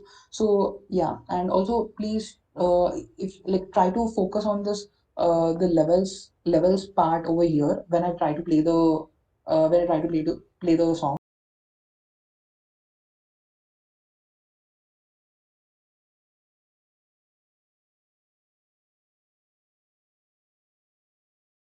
As you can see, like basically the levels actually mean the volume at that particular time instant, and they change with the time. So here you can see the levels are from 0 to, let's say, minus 60 dB. So we try to avoid having greater than 0 dB, or actually having it in the red zone. That basically brings many other effects which you would really want to avoid. So they basically bring many other distortion effects when you actually increase it beyond zero and actually closer to this particular red level. So when you're trying to let's say trying to mix different uh, music files, they might actually have different volume. Each one might actually have different volumes, and you might want to actually have all of them to lie in a particular range of volume, so that the user might not actually, I mean, the listener might not actually be deviated, like, or might want to increase the volume on his or her device. So this levels is also an good feature, like to have a track of or to see where different volumes are changing or something like that. So yeah, moving on. So like, just to give yeah, I'll just give like 1 minute of time. Maybe if you have any doubts, or if you're not able to follow till now, maybe you can post it, or you can post it in the comments. Yeah, if you're able to follow till now.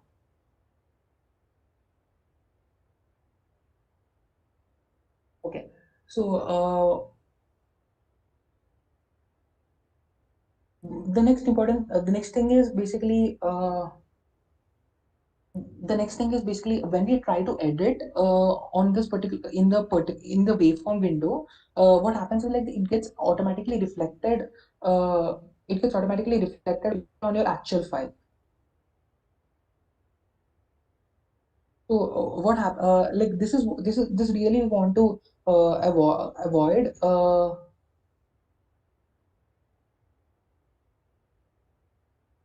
We would really want to avoid, like, editing the actual file. So what we try to do is, we try to make most of the edits in the multi-track view. So when you go to the multi-track view, you basically try to like, you select a particular sample rate for the whole session. So here we talk in sessions, because you're not dealing with a single audio file anymore. So let's say we'll have like, let's say session 2, and you can select different sample rates. Like, usually 48,000 is the, like, normally use the sample rate, and bit depth and master like stereo. And usually you don't really want to change all these options, but you can try to change the bit depth. Bit depth is basically uh, decreases or increases your quality of sound, and also the stereo, basically the mono or stereo, like the channels. So moving on, yeah, this is your multi-track view. So here you basically have different views, and you can keep on adding the views. And let's say here you have track 1 to track 6, and track 1 to track 6, and your master is basically a amalgamation of all the above 6 tracks. So the master, you can't really add any particular track to the master, whereas you can add any whatever track you want to any other track view. So let's say yeah, let's say I add something. Yeah. So what happens is, like, if you remember, I selected the sample rate for the session to be 48K. Yeah, 48K hertz. So if, like, my input file here is actually not 48K, it's rather lesser than that. So what it tries to do is, like, it tries to create a new file and interpolate, so that it like, what I mean by sample rate is, like, let's say you have 48,000 samples per second. So and your original thing has actually lesser than that. So you basically interpolate between those samples. So yeah, so here a new audio file has been created, and it's a .wav file. So usually the .wav files are the not compressed or not processed files, and not like the original files. Uh, yeah, let me play it.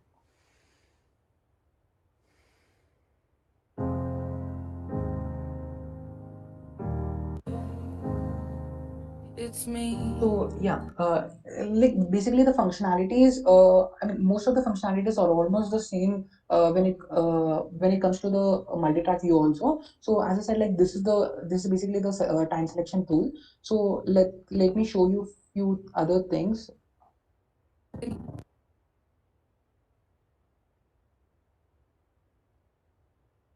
Yeah. So all the other normal shortcuts, usually what work with your like, I mean, the copy, cut, everything else works with this also, like Control C, Control X, and everything. So here, like, this is something like loop playback. So what it does is,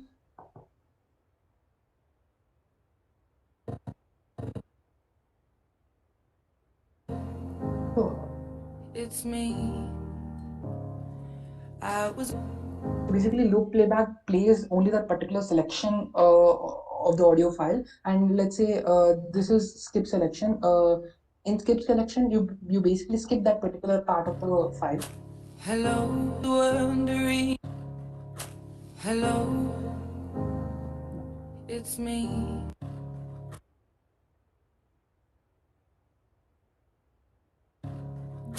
Hello, wondering. So these options can actually be useful when you're trying to edit, or when you're trying to when you're thinking of cutting or removing a particular part of the audio file or something like that. So these options or loopback options that might actually be helpful when you're trying to do that.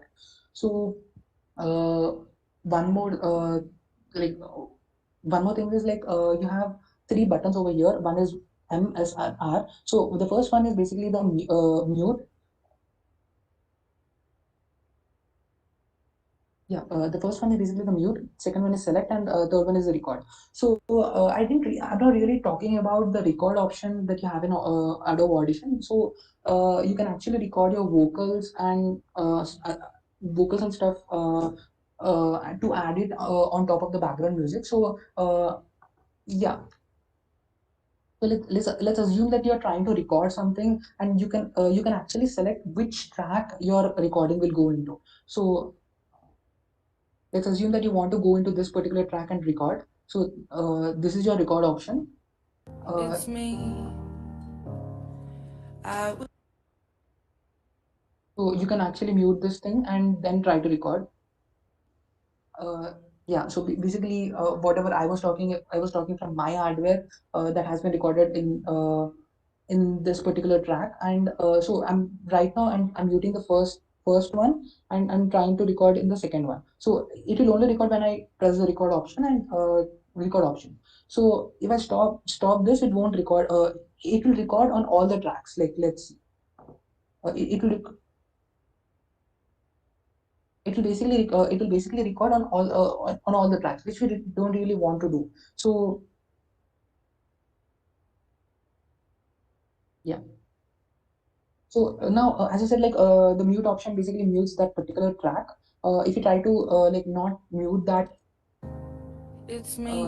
okay.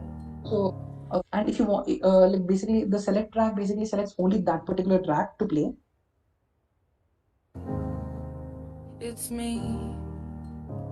So even in the multi track view, you can basically understand, you can basically see that you can listen to different tracks separately. You can add effects to different tracks separately.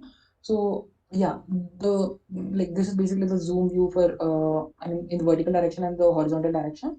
So let me add another track. Let's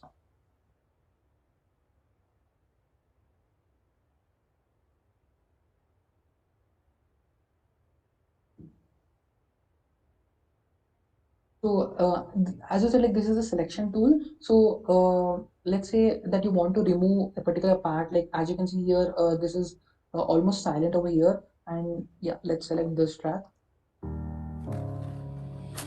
Like if you want to remove that particular Hello,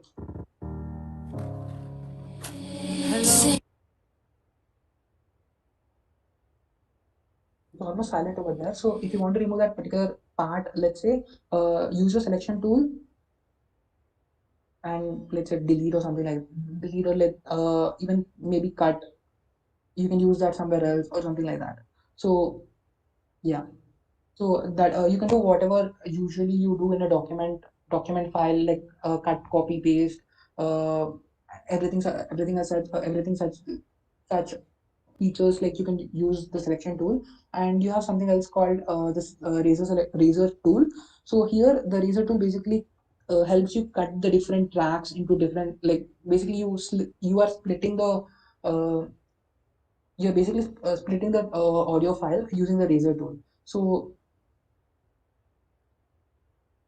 and this is your move tool, which is basically used to move your track and adjust your track depending upon adjust your track, like adjust your clip. So this particular part is called clip, and the whole thing is called track. And you can move your clip in the same track, and or else you can actually shift it to the next track, and you can add it let's say you can actually add it over to the to the different clip. So here when I'm trying to add it to the different clip, you can actually you can see the two yellow lines which are coming to the which are coming. So these are basically the fade lines. So what happens in this case, like let me show you in a better.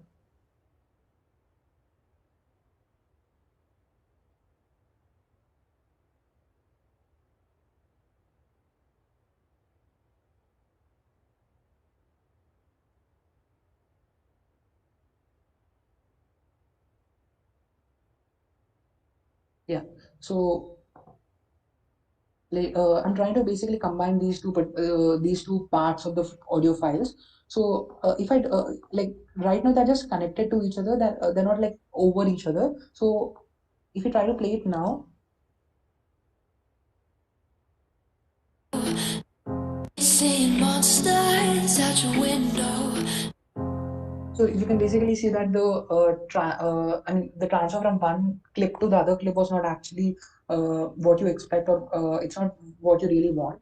So what you can do is like you can add many transitions between them, like the transition that you add normally between the videos. So here the yellow lines basically mean yellow lines are the volume transition. So basically your first clip is fading down and your second clip is starting to rise. Seeing monsters out your window. I hope you could have you would notice that. So you can try to adjust this particular transitions using the square over here. So like you have different options. Basically, you can use Alt Control Shift to, as shown here, like to apply symmetric fades, or you can change the fade shape, and you can actually change the like you can add a key to fix the change shape. So basically, you can use this to change the fade shape, like the way it is being faded. Like. Seeing monsters out your window. No, you can't sleep. So this is like this is how you shift the clips, the clips between the tracks, and basically add transition between the tracks and stuff like that. So moving on, like when you try to add a particular video, any video, like let's say to the multi-track, uh, you actually create a new completely new track for the video. So let's try and add this. Yeah. So as you can see, like a completely separate track has been added for the video. So like, which can be used for the reference. Um, Seeing monsters out your window. No, you can't sleep. so you can basically see the video and adjust your music tracks accordingly. So yeah. If you, I mean, let me give a pause for like 1 minute. If you people have any other if you, I hope you're able to follow till now, and if you have any other any doubts or something, maybe you could post it over the comments.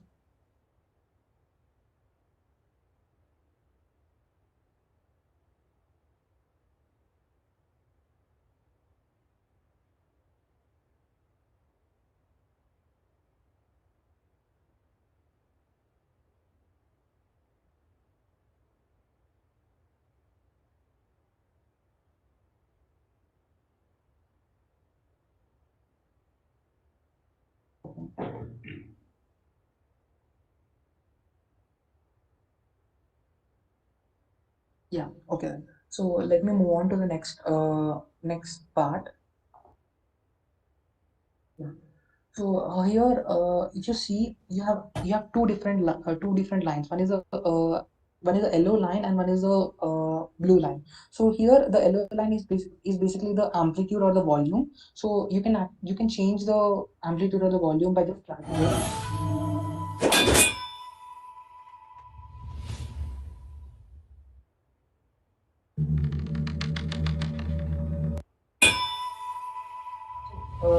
This is basically used to increase the volume or decrease the volume.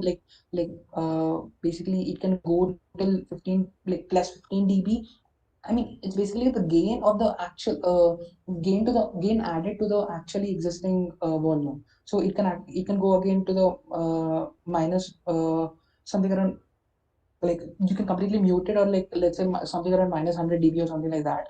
So yeah, this is the volume thing, and the second one is the pan thing. Pan, as I explained, it's basically used for your shifting between the channels. So let me show you first. Now, basically, it's the pan is basically zero or 0 degrees or something like that. So when you try to change the pan, what happens is, yeah, when you change it to 100,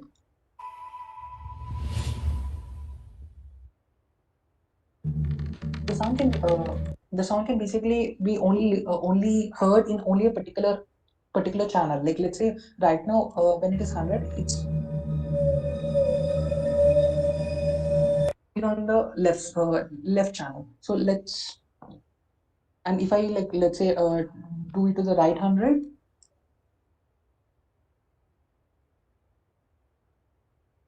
So this is how you try to change the pan. So you can actually, as I said, you can actually adjust how the pan changes. So you can add the keyframes. Okay. So here,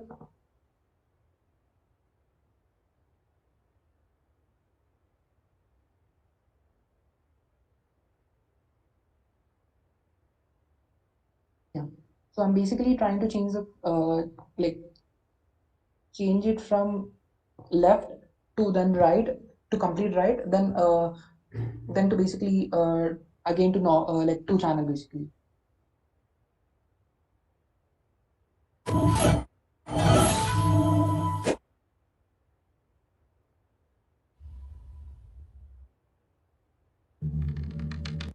Yeah, let me actually try to do it here. There is more sound.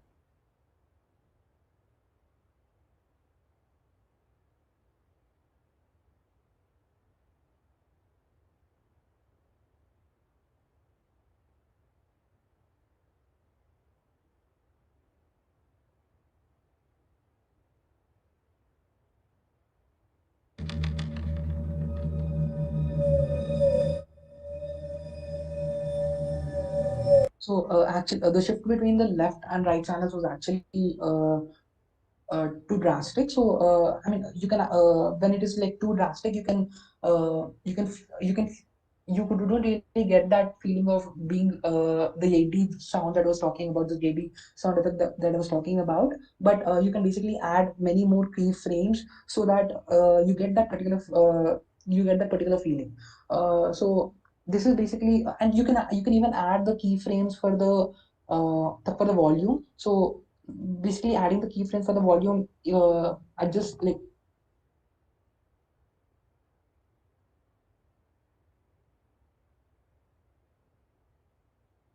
yeah.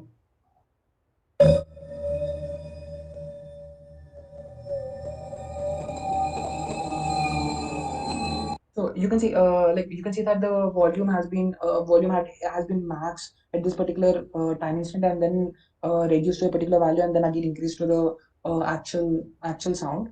So this is how you try to adjust the volume for different parts of the music, parts of the file, using the keyframes and adjusting the volume accordingly. So yeah, and as I said, like you can basically decide how much volume to put using the levels over here. So you can see that this particular, you can see that there was a lot of red, like basically it would, like it is better to avoid having a lot of red, and you can see that that was only for,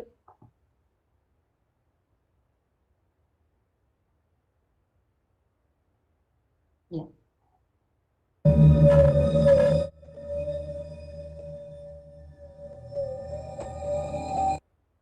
So basically you can try to change the volume, or change the volume according to the keyframes, and even have the option of changing the volume over here and the stereo balance over here. Like when I mean by stereo balance is basically the left and right channels. So like you can this is for the whole track.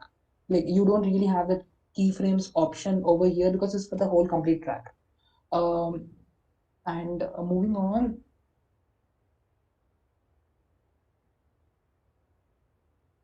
yeah. So like if you want to, like, let's say if you want to stretch a particular music clip or something like that. Yeah.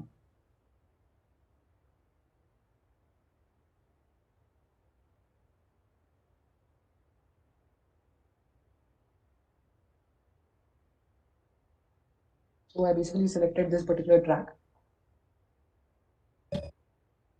Let's say you wanna like increase it. I mean, stretch it or something like that. Or like let's say cut it off. So basically, the lateral edges are using the lateral edges. You can basically cut the track or increase the track. So when I increase this particular track, it's basically taking whatever sound that was actually like what was cut, or you can actually stretch it.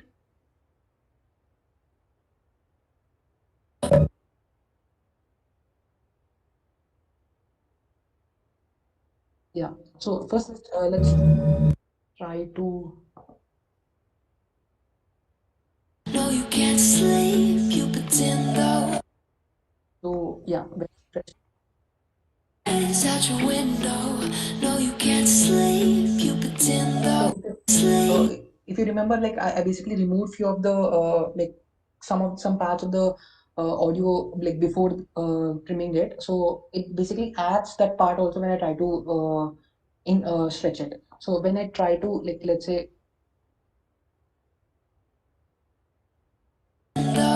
You don't. yeah. So I hope you understand this particular part also, and let me show you.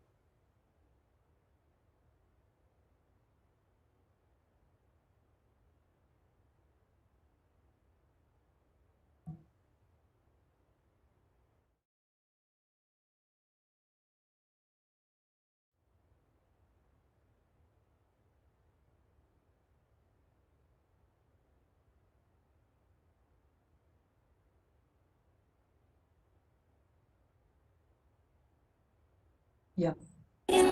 So when I try to increase it from here, like after like it will only increase until that particular audio file exists. As I told earlier, the multi-track basically don't will not edit the actual file, and that is why we are able to still go back to that particular thing. So yeah, so this is how you can actually trim it this way much easier when compared to going to the razor tool. So yeah. Moving on.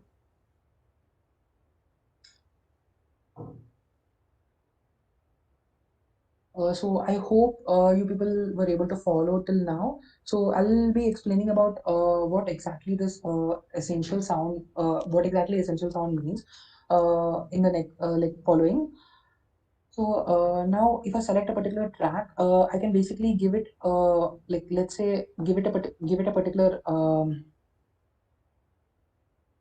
feature or particular tag to that particular track. So here I can select like if I want it to be dialogue, or if I want to be music or sound effects or something like that. So as this particular track is music, let's try to select music.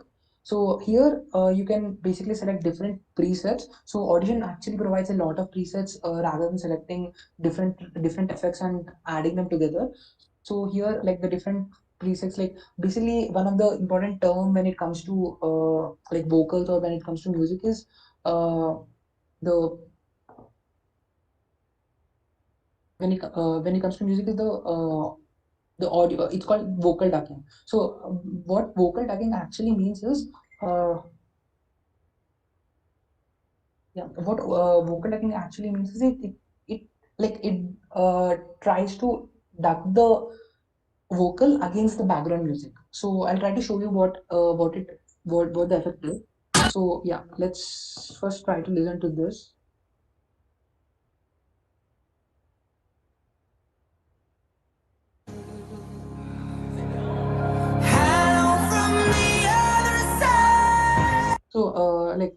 you heard the part without the vocal ducking. So let's try to include vocal ducking.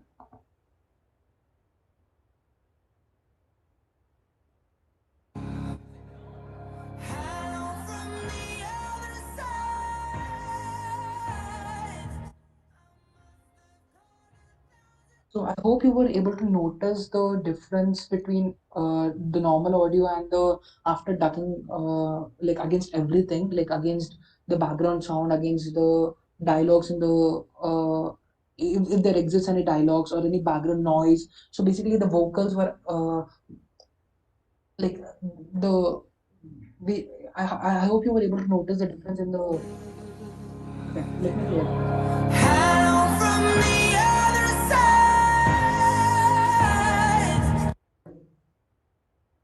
So there are a lot other presets actually over here, like let's say balanced background music or something, and stuff like that. Yeah.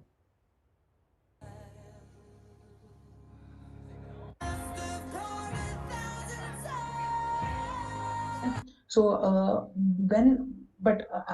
we are actually dealing with rather sound effects rather than the actual music or the vocals. So when we want to try to do like try to select that particular part, yeah, you try to select the sound effects, and here you can add different presets as I explained earlier. Like you can add, like let's say if you want to feel it like it's coming from outside somewhere or something like that. Yeah, let me.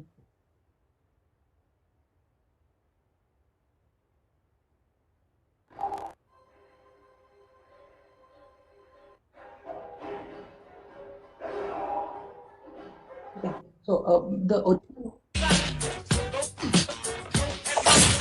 original part was this, but when I try to apply the preset, basically it's something like the audio was coming from outside somewhere, from outside the room that you're actually in. So this is how you add different presets, like let's say make close up, like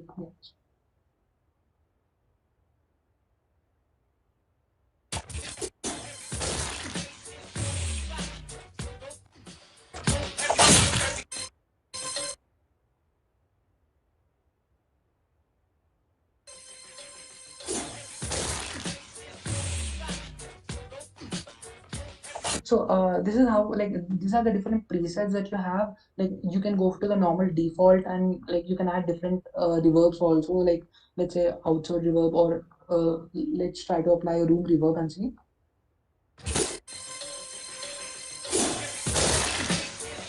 So basically, the type of reverb that you add, it depends on what type of music that you're trying to edit. So reverb is basically that complex echo, the small amount of I mean, it's like it's multiple echoes happening with different delays. So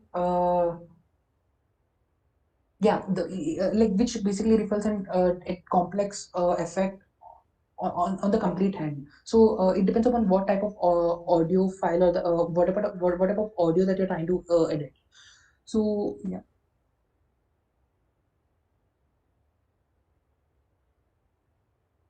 let me first try to clean up the whole session. Okay. So uh,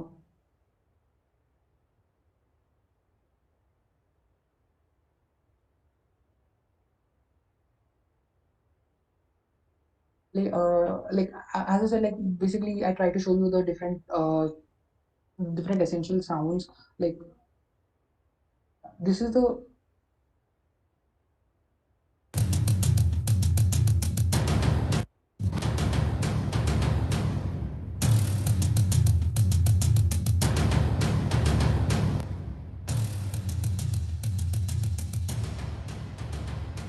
I hope you were able to notice the change by changing the reverb, like the amount of reverb that is happening. And you can even change the pan. Basically, as I explained, the pan is basically the position in the stereo, like whether it is more closer to the left channel or whether it is more closer to the right channel. So this is like, as I said, like there are many different presets available over here. So this is the essential sound window, which you can actually use to have many other presets. So you can add presets for the like effect presets to that particular clip video actually. So this is where you actually add different effects, and this is called the effects rack. So here you have two different things. One is clip effects and one is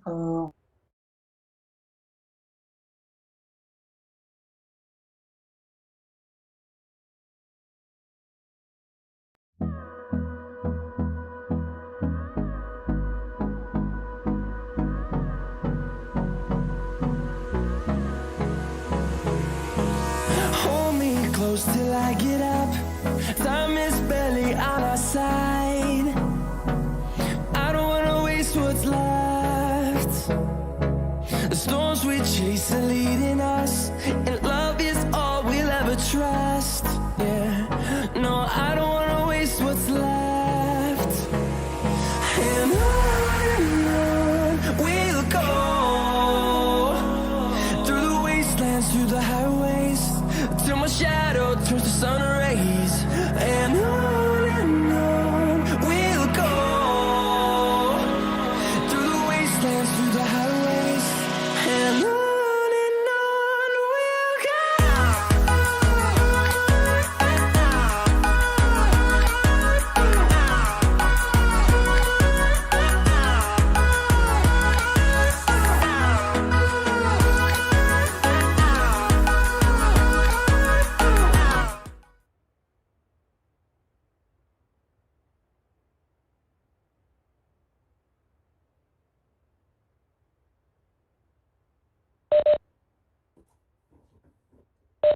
yeah.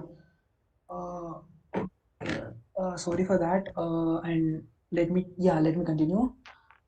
Yeah, I was explaining about the different effects. So as we basically added the reverb as part of the essential sound, you can see the different effects being added. Like you can like toggle the status for that particular effect added to this particular clip. So the studio reverb basically has been removed. So you can add different effects, like you can even here you will have different type of presets which can be used. Like I won't be really going into all the presets, but yeah, let's try to just see one preset.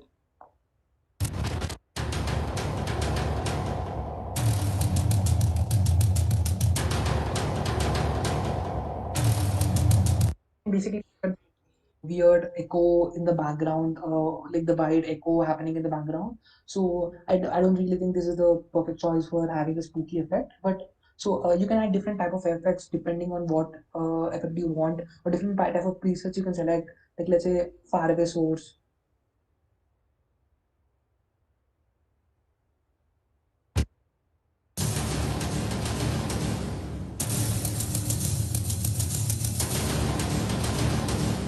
Yeah, so as I said, like you can select the different presets available here, like and it depends upon the presets can actually be selected depending upon what you're making the audio file for. So let's say like you're making it for a radio, or let's say you're making it for a podcast. You have different you have like selected presets for that, like or the telephone. Uh, like whatever most of the presets that are usually used, like the underwater speech.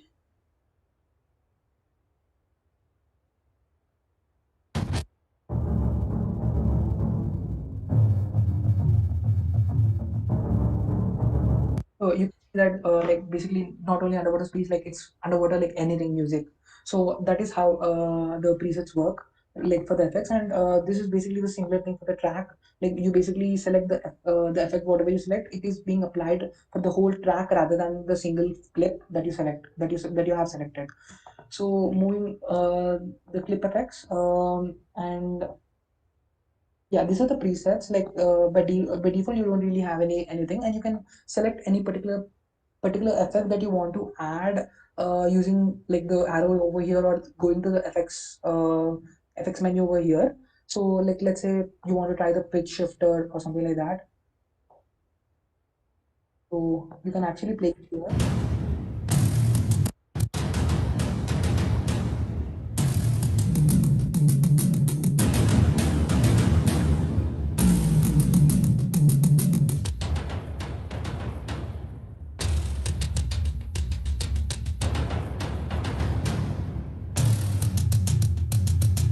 can see that changing the pitch transpose basically, or the semitones, I'm changing the pitch of that particular audio clip. So this is and here, even here you can basically select the different presets, like let's say the dark lord.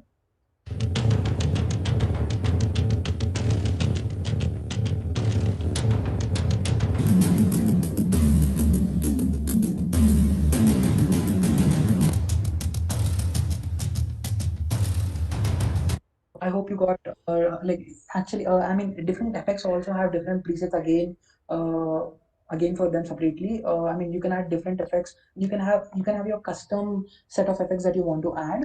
So and you can even have let's say like different markers for each of the effect, like which effect which will end at what time. So and you have a lot of other windows that you have available, which you don't really use much, but it might actually be helpful in some cases. Like for example, match loudness.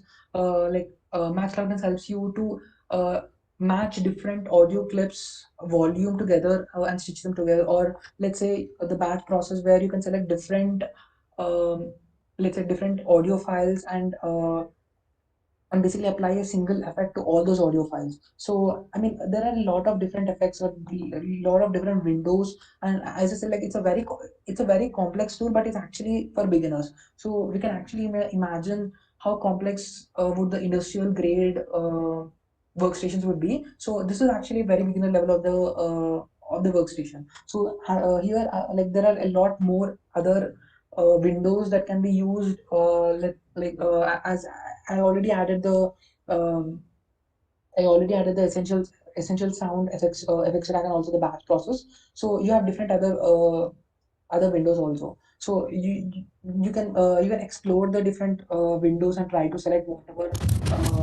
whatever suitable effect that you would require, or whatever suitable preset that you would require for your audio files that you're trying to mix up.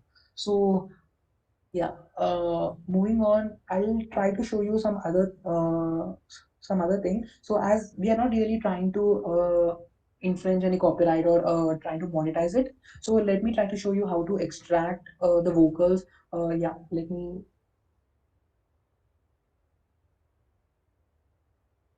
So let's say you want to you want to just remove the vocals, or you just want to have an acapella. Like acapella is something where the instruments like the instruments are completely like they're made they're died basically, and your vocals are given the most prominence. Or let's say you want to make a karaoke thing, where in karaoke usually you have the vocals, but the vocals are very low, like very low, just to give you a hint of where to start or where to end, something like that. So for all of this stuff, you basically try to, the whole thing is basically dependent on your vocals. So the vocals usually, in most of the cases, it's usually in the central channel. So when I say central channel, so like the in the middle of the frequency spectrum. So if you remember the frequency spectrum that I told earlier, so they're in the middle of the frequencies, and usually the instruments are above that frequency. There are few instruments such as bass which come in the mid in the focal range, and it would be very hard to basically remove that vocals. And the record, like I mean it is basically removing the vocals is actually a very dependent process on how the audio has been recorded and stuff like that. So let me yeah, you basically go to the stereo imagery, and it's also an effect, and you go to the central channel extractor, and let me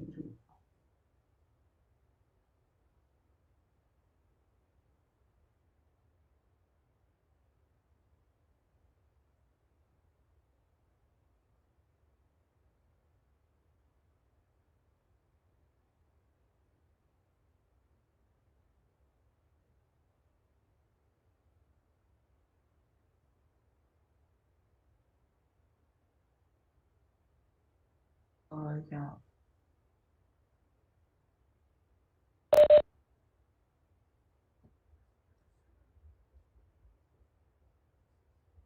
Yeah, this is the last thing that I would be telling actually.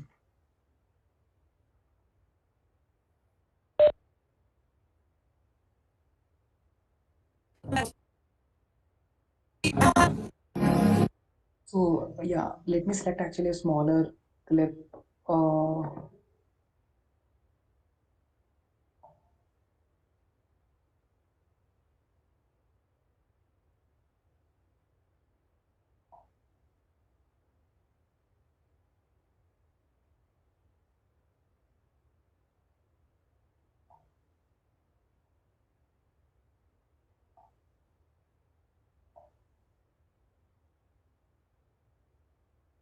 yeah. So basically, what is happening over here is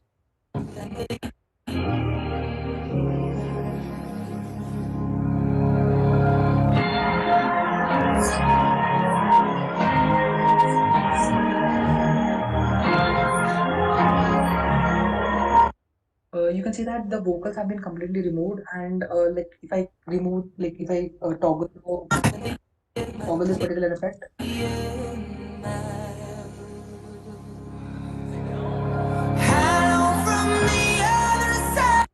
see that the vocals have been removed and they have like a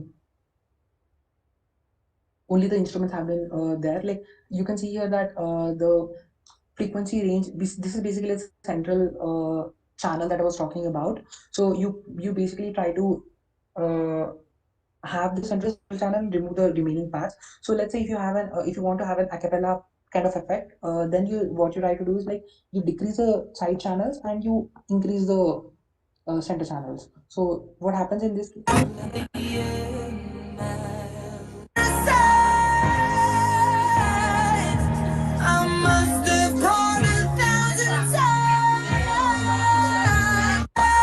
you can see that the instruments, whatever instruments were actually there, they have been completely removed because they lie in the side channels and the center channels are mainly focused on the vocals.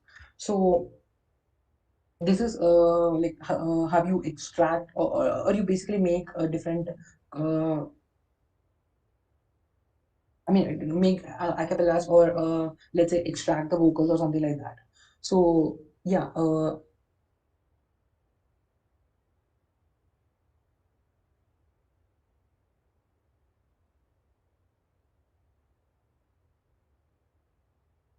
yeah.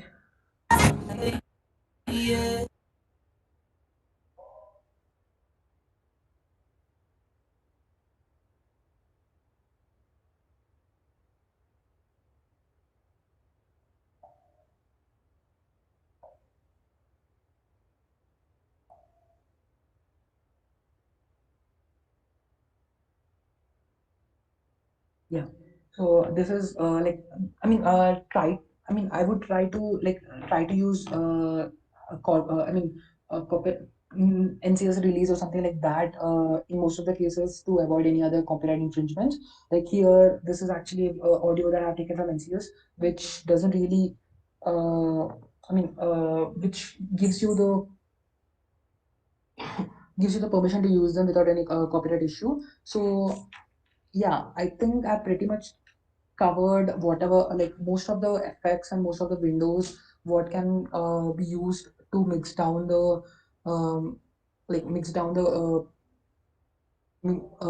mix different audio files. So let me just end with trying with exporting this. So how do you exactly export this is basically you export it multi-track mix down, and you can actually select the entire session or the selected clips. So when I select the entire session, it's like the master track, or if I select the selected clip, whatever clip that has been selected will be exported.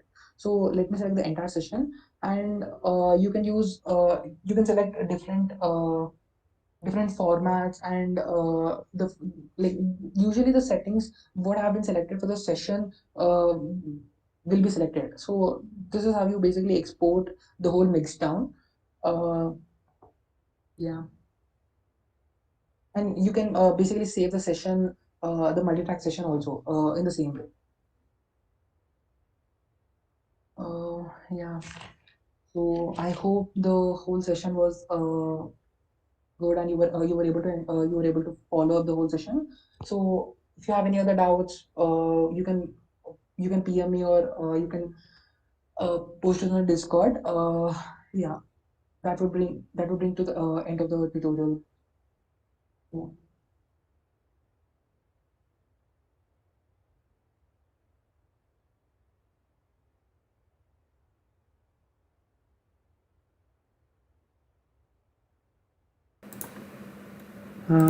So yeah, that brings us to an end for the workshops. So I think we can now move on to the contest part of it.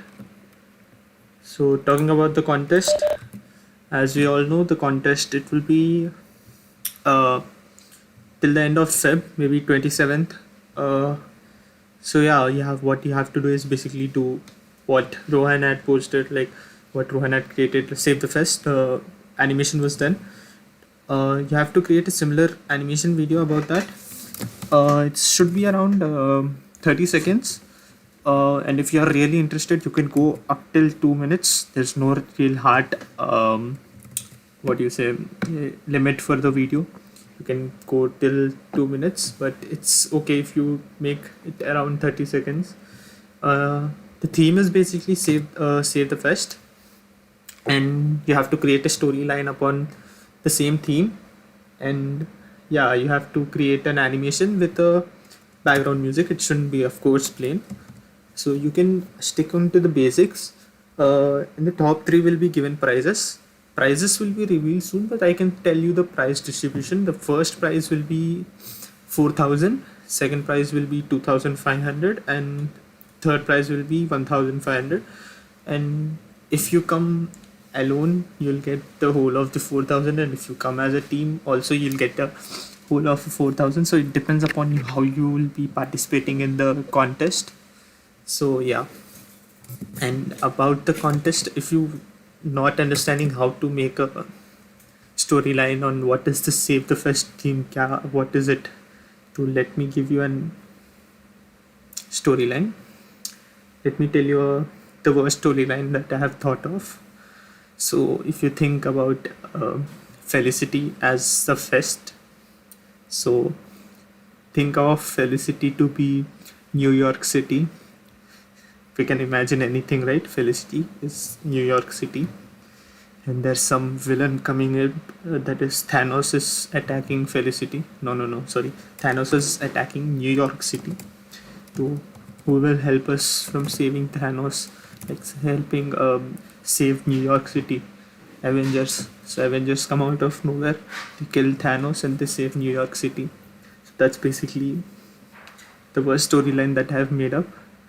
So you can come up with great storylines.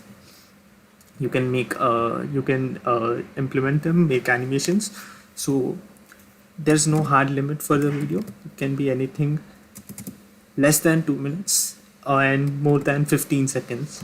So it should basically define your storyline in the time limit, that is 15 seconds to 2 minutes. That's a lot convenient time limit, I think personally. So that's about that. And where do you submit? First thing, where do you register? The registration link I have given in mostly in the WhatsApp groups. I have already forwarded, but I can tell you the link right now. It's felicity.iit.ac.in/event/frames. I'll be keeping it in the YouTube link right now. Just a second.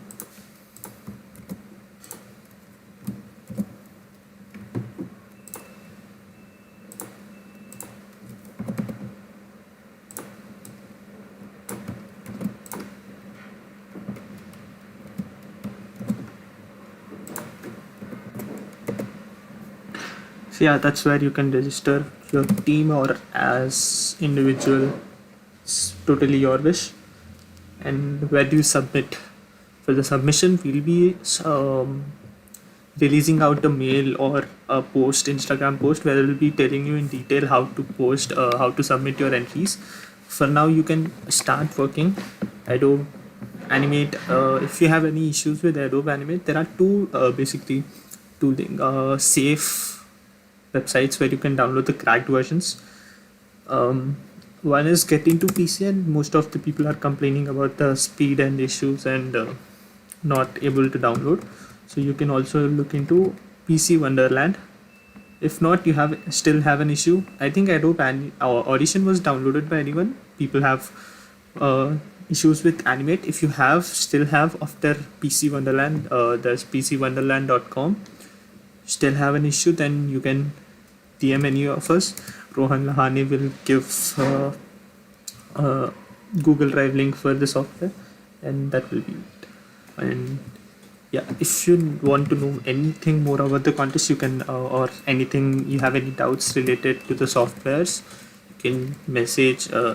Still have doubts posted in the chat, anything regarding the contest or anything, still have any, and waiting for just a few minutes and then we'll be done.